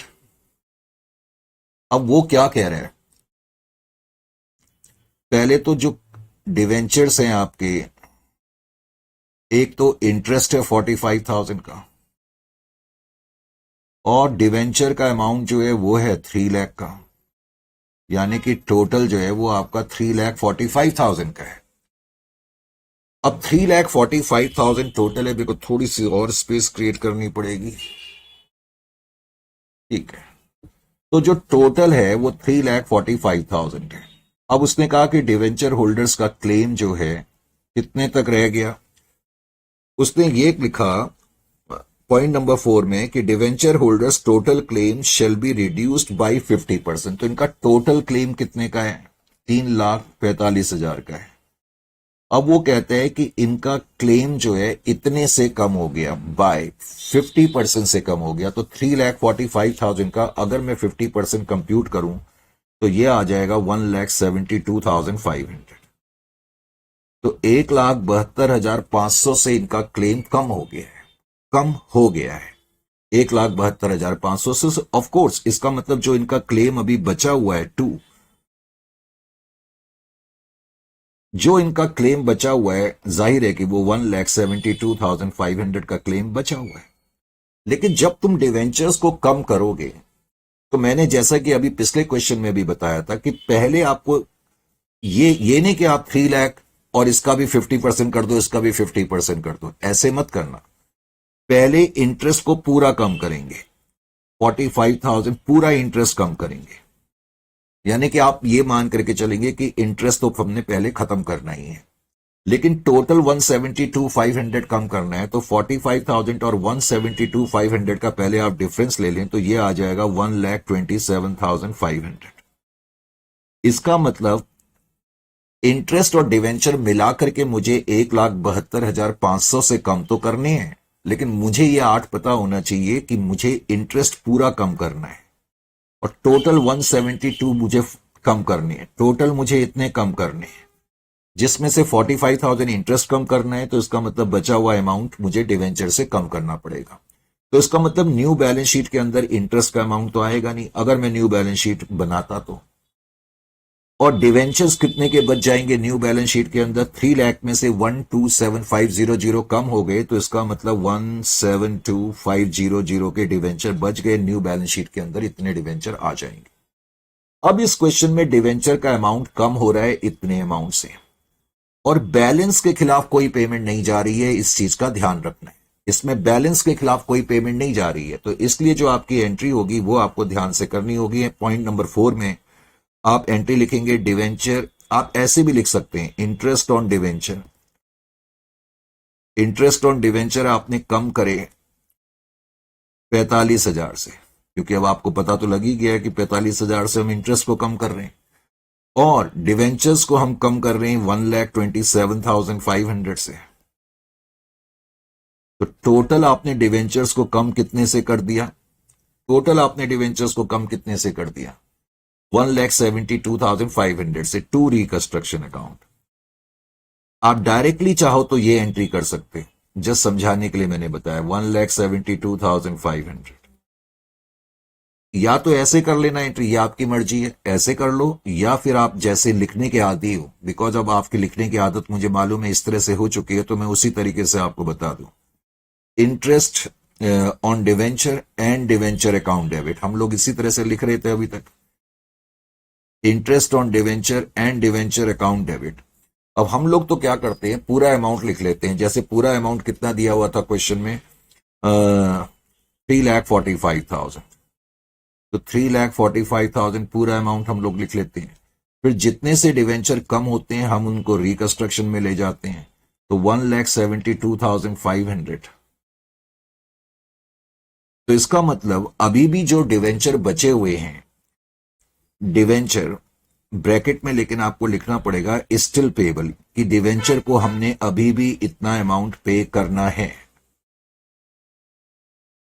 Debenture को अभी भी 1,72,500 पे करना है। मैंने बताया था ना यहां पर टेबल में कि डिवेंचर को अभी भी इतना पे करना है जो बचे हुए डिवेंचर से। अब हमने शेयर सरेंडर अकाउंट में से, अगर आप ये वाली एंट्री करेंगे तो इसको ए लिखेंगे, फिर बी लिखेंगे। शेयर सरेंडर अकाउंट से उसने तुम्हें कंफ्यूज करने के लिए लिख दिया आगे कि शेयर सरेंडर अकाउंट से हमने कुछ शेयर निकाल करके डिवेंचर होल्डर को दिए। Share surrender account debit to. अब क्वेश्चन में जो तुम्हें दिया हुआ था कि शेयर सरेंडर अकाउंट से तुमने कुछ शेयर इनको पे करे हैं, सॉरी वो एंट्री तो हम ऑलरेडी कर ही चुके हैं। क्वेश्चन में लिखा हुआ था कि जो तुमने शेयर सरेंडर अकाउंट में से प्रेफरेंस शेयर्स में कन्वर्ट करें वो चीज तुमने डिवेंचर होल्डर को दे दी, तो वो तुमने जो यहां एंट्री लिखी थी, share surrender account debit to preference share capital account, अब तुम लिख सकते हो कि इश्यू टू डिवेंचर होल्डर। तुम्हें पता लग गया कि ये चीज तुमने डिवेंचर होल्डर को इश्यू कर दी है। लेकिन ये जो 10,000 शेयर 10 रुपए वाले तुमने डिवेंचर को इश्यू करे हैं, वो बैलेंस के खिलाफ इश्यू नहीं करे हैं। इस चीज को समझना है। उनके कम करने के एवज में डिवेंचर होल्डर्स ने कहा कि हम 1,72,500 से अपना क्लेम कम कर रहे हैं, तो इसके एवज में आप हमें शेयर सरेंडर में से कुछ पेमेंट कर दो। तो शेयर सरेंडर में से हमने प्रेफरेंस शेयर्स में कन्वर्ट करके शेयर डिवेंचर होल्डर्स को दे दिए। तो अभी भी जो बैलेंस है बचा हुआ 50%, 1,72,500, ये न्यू बैलेंस शीट में आएगा अगर मैं न्यू बैलेंस शीट बनाऊंगा तो। ये इस क्वेश्चन में पॉइंट है। फिर अगला जो पॉइंट है क्या है, अगला पॉइंट कहता है ट्रेड क्रेडिटर से रिलेटेड। कहता है ट्रेड क्रेडिटर का क्लेम 25% से कम हो गया and the remaining balance shall be satisfied by allotting them equity shares of 10 each out of share surrender account। अब इस क्वेश्चन में पूरा गेन हो जाएगा, क्योंकि ट्रेड क्रेडिटर कह रहे हैं 25% से हम अपना क्लेम कम कर रहे हैं, नंबर 1, और जो बैलेंस है 75% उसके लिए हम पेमेंट करेंगे शेयर सरेंडर अकाउंट में से। देखो इस केस में जो पॉइंट नंबर 5 है, इस केस में आपको पूरा गेन हो जाएगा। पहले तो क्रेडिटर्स का क्लेम कितना है, क्रेडिटर्स का क्लेम जो है 52,000 का क्लेम है, करेक्ट। तो ध्यान रखना इसमें, तो क्रेडिटर्स का क्लेम 52,000 का है। अब क्रेडिटर्स क्या कह रहे हैं कि भाई 50% तो हम कम कर ही रहे हैं, ठीक है 50% तुमने कम कर दिया, sorry, trade creditor claim shall B reduced bye 25%। ये कह रहे हैं कि हमारा क्लेम जो है 25% से कम कर दो। तो 25% से अगर हम कम करेंगे, अरे ये क्या हो गया, तो 25% मुझे जल्दी से बताएं कि 52,000 का कितना होगा। 52,000 का 25% 13,000 हो जाएगा, 13,000 हो जाएगा। तो इतने से तो क्लेम कम हो ही रहा है, ये तो रिकंस्ट्रक्शन में जाएगा ही जाएगा। लेकिन जो बैलेंस 75% बच रहा है, अब 52 में से मैं ये माइनस कर दूं तो बैलेंस जो बचेगा वो कितना बचेगा, 52 माइनस 13, 45, 39,000 बचेगा। अब वो कह रहा है कि जो बैलेंस बच रहा है 39,000 का, इसके लिए हमने जो पेमेंट कर दी shall be satisfied by allotting them equity shares.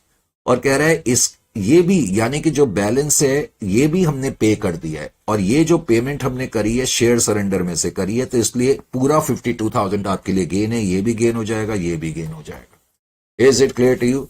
तो इसकी जो एंट्री आप लिखेंगे वो कैसे लिखेंगे, तो पॉइंट नंबर 5 की एंट्री मैं यहीं पर कर देता हूं। पहले तो क्रेडिटर्स, अब क्रेडिटर्स का जो अमाउंट हमें दिया हुआ था क्वेश्चन में 52,000 का दिया हुआ है, क्रेडिटर्स अकाउंट डेबिट 52,000 मैंने यहां पर लिखा 52,000। अब वो कह रहा है क्रेडिटर्स का क्लेम 25% से कम हो गया, तो वो तो रिकंस्ट्रक्शन में जाएगा ही जाएगा 13,000, वो तो क्लियर गेन है। और जो बचा हुआ गेन है 39,000, सॉरी जो बचा हुआ अमाउंट है 39,000, वो भी हमारे लिए गेन हो जाएगा, क्योंकि ये इसलिए गेन है क्योंकि ये जो है gain payment out of share surrender की वजह से है। शेयर सरेंडर में से हमने शेयर निकाल करके इनको दिए, उसकी भी तुम्हें एंट्री करनी पड़ेगी। Share surrender account debit,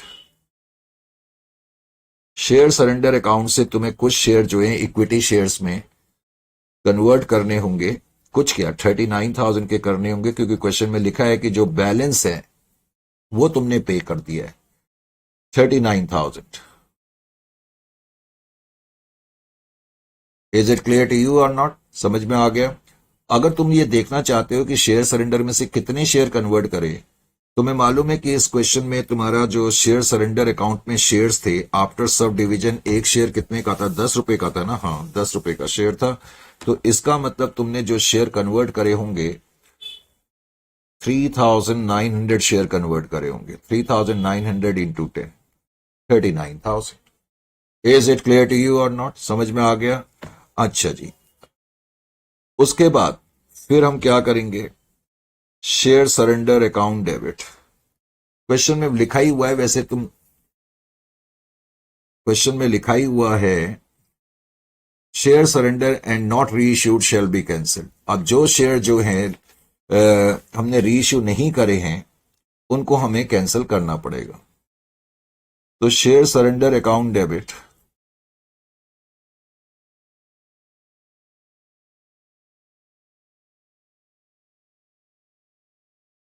to reconstruction account. अब पहले तो ये देखो कि आपके शेयर सरेंडर अकाउंट में कितने शेयर्स थे ओरिजिनली। क्वेश्चन हमने कहां से स्टार्ट करा था? क्वेश्चन तो हमने यहीं से स्टार्ट करा था। तो हमने देखा था कि एंट्री नंबर 2 में टोटल 1 लाख में से 50% शेयर्स ने अपने शेयर जो हैं सरेंडर कर दिए थे। टोटल हमारे पास शेयर सरेंडर में इसका मतलब 50,000 शेयर थे कि नहीं थे? बिल्कुल थे। शेयर सरेंडर अकाउंट में 50,000 शेयर हैं, 10 रुपए वाले, 10 रुपए का एक शेयर है, टोटल 5 लाख। सबसे पहले तो क्वेश्चन में क्या लिखा था, अब उसको भी तुम्हें देखना पड़ेगा।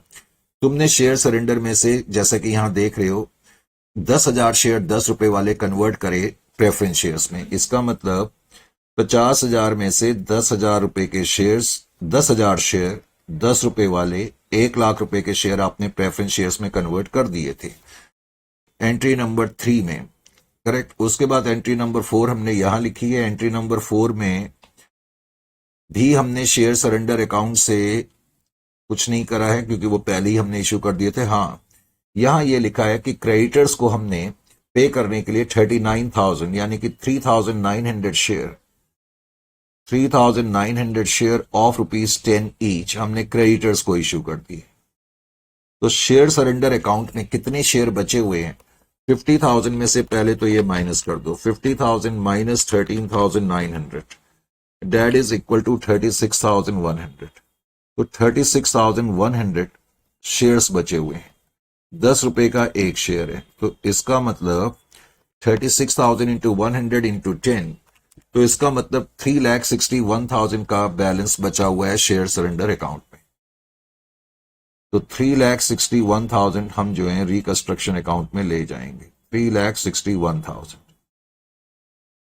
समझ में आ गया? अब आपको अपना रिकंस्ट्रक्शन का बैलेंस भी देखना पड़ेगा।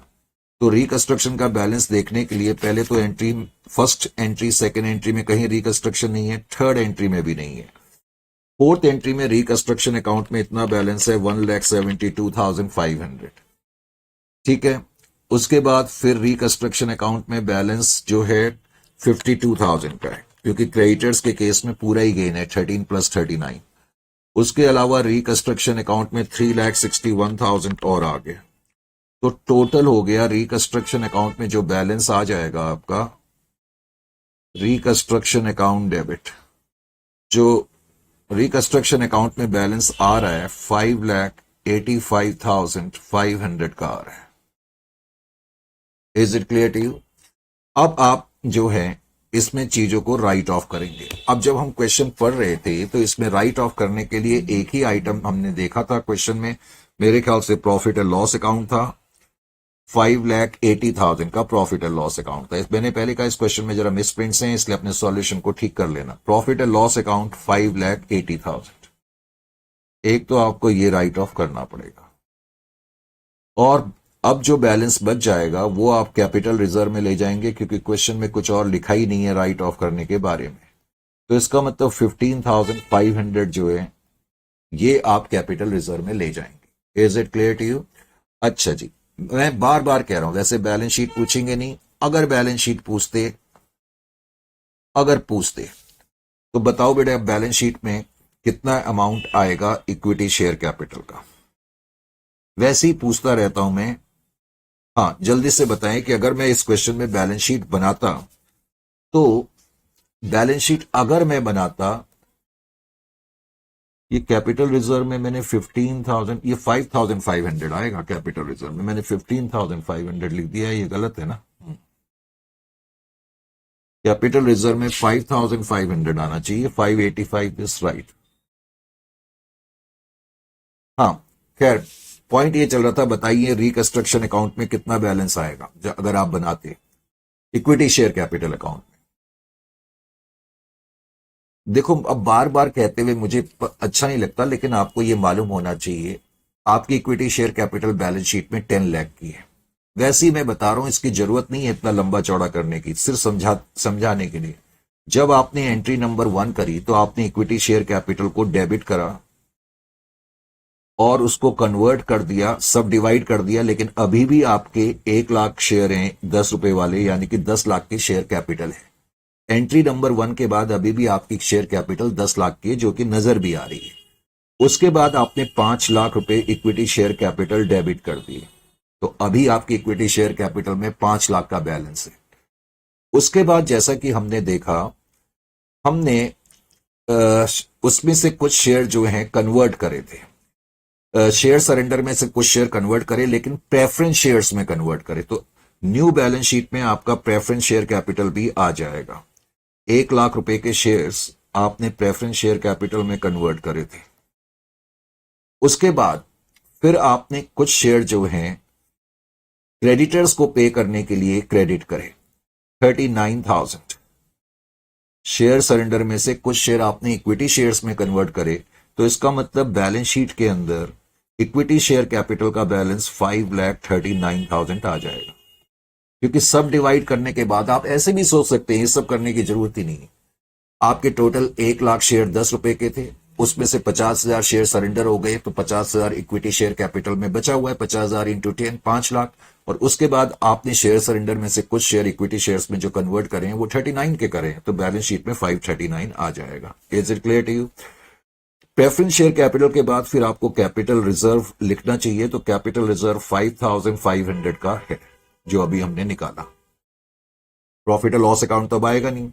कैपिटल रिजर्व के बाद फिर बैलेंस शीट में आप लिखोगे डिवेंचर्स। अब जब डिवेंचर्स लिखेंगे तो इंटरेस्ट तो नहीं आएगा, और डिवेंचर कितने के बच गए थे मैंने बताया, 3 लाख में से आपने 1,27,500 कम करा है, तो 1,72,500 के डिवेंचर बच गए हैं, तो वो डिवेंचर बैलेंस शीट में आएंगे। बात समझ में आ गई? डिवेंचर्स के बाद फिर इस क्वेश्चन में आपको ट्रेड पेबल दिए हुए थे, और ट्रेड पेबल में तो कुछ बैलेंस बचा ही नहीं है। फिर प्रोविजन फॉर टैक्स भी दिया हुआ है 36,000 का, तो ये टोटल आपका लायबिलिटी साइड का आ जाएगा। एसेट साइड में मशीनरी जो है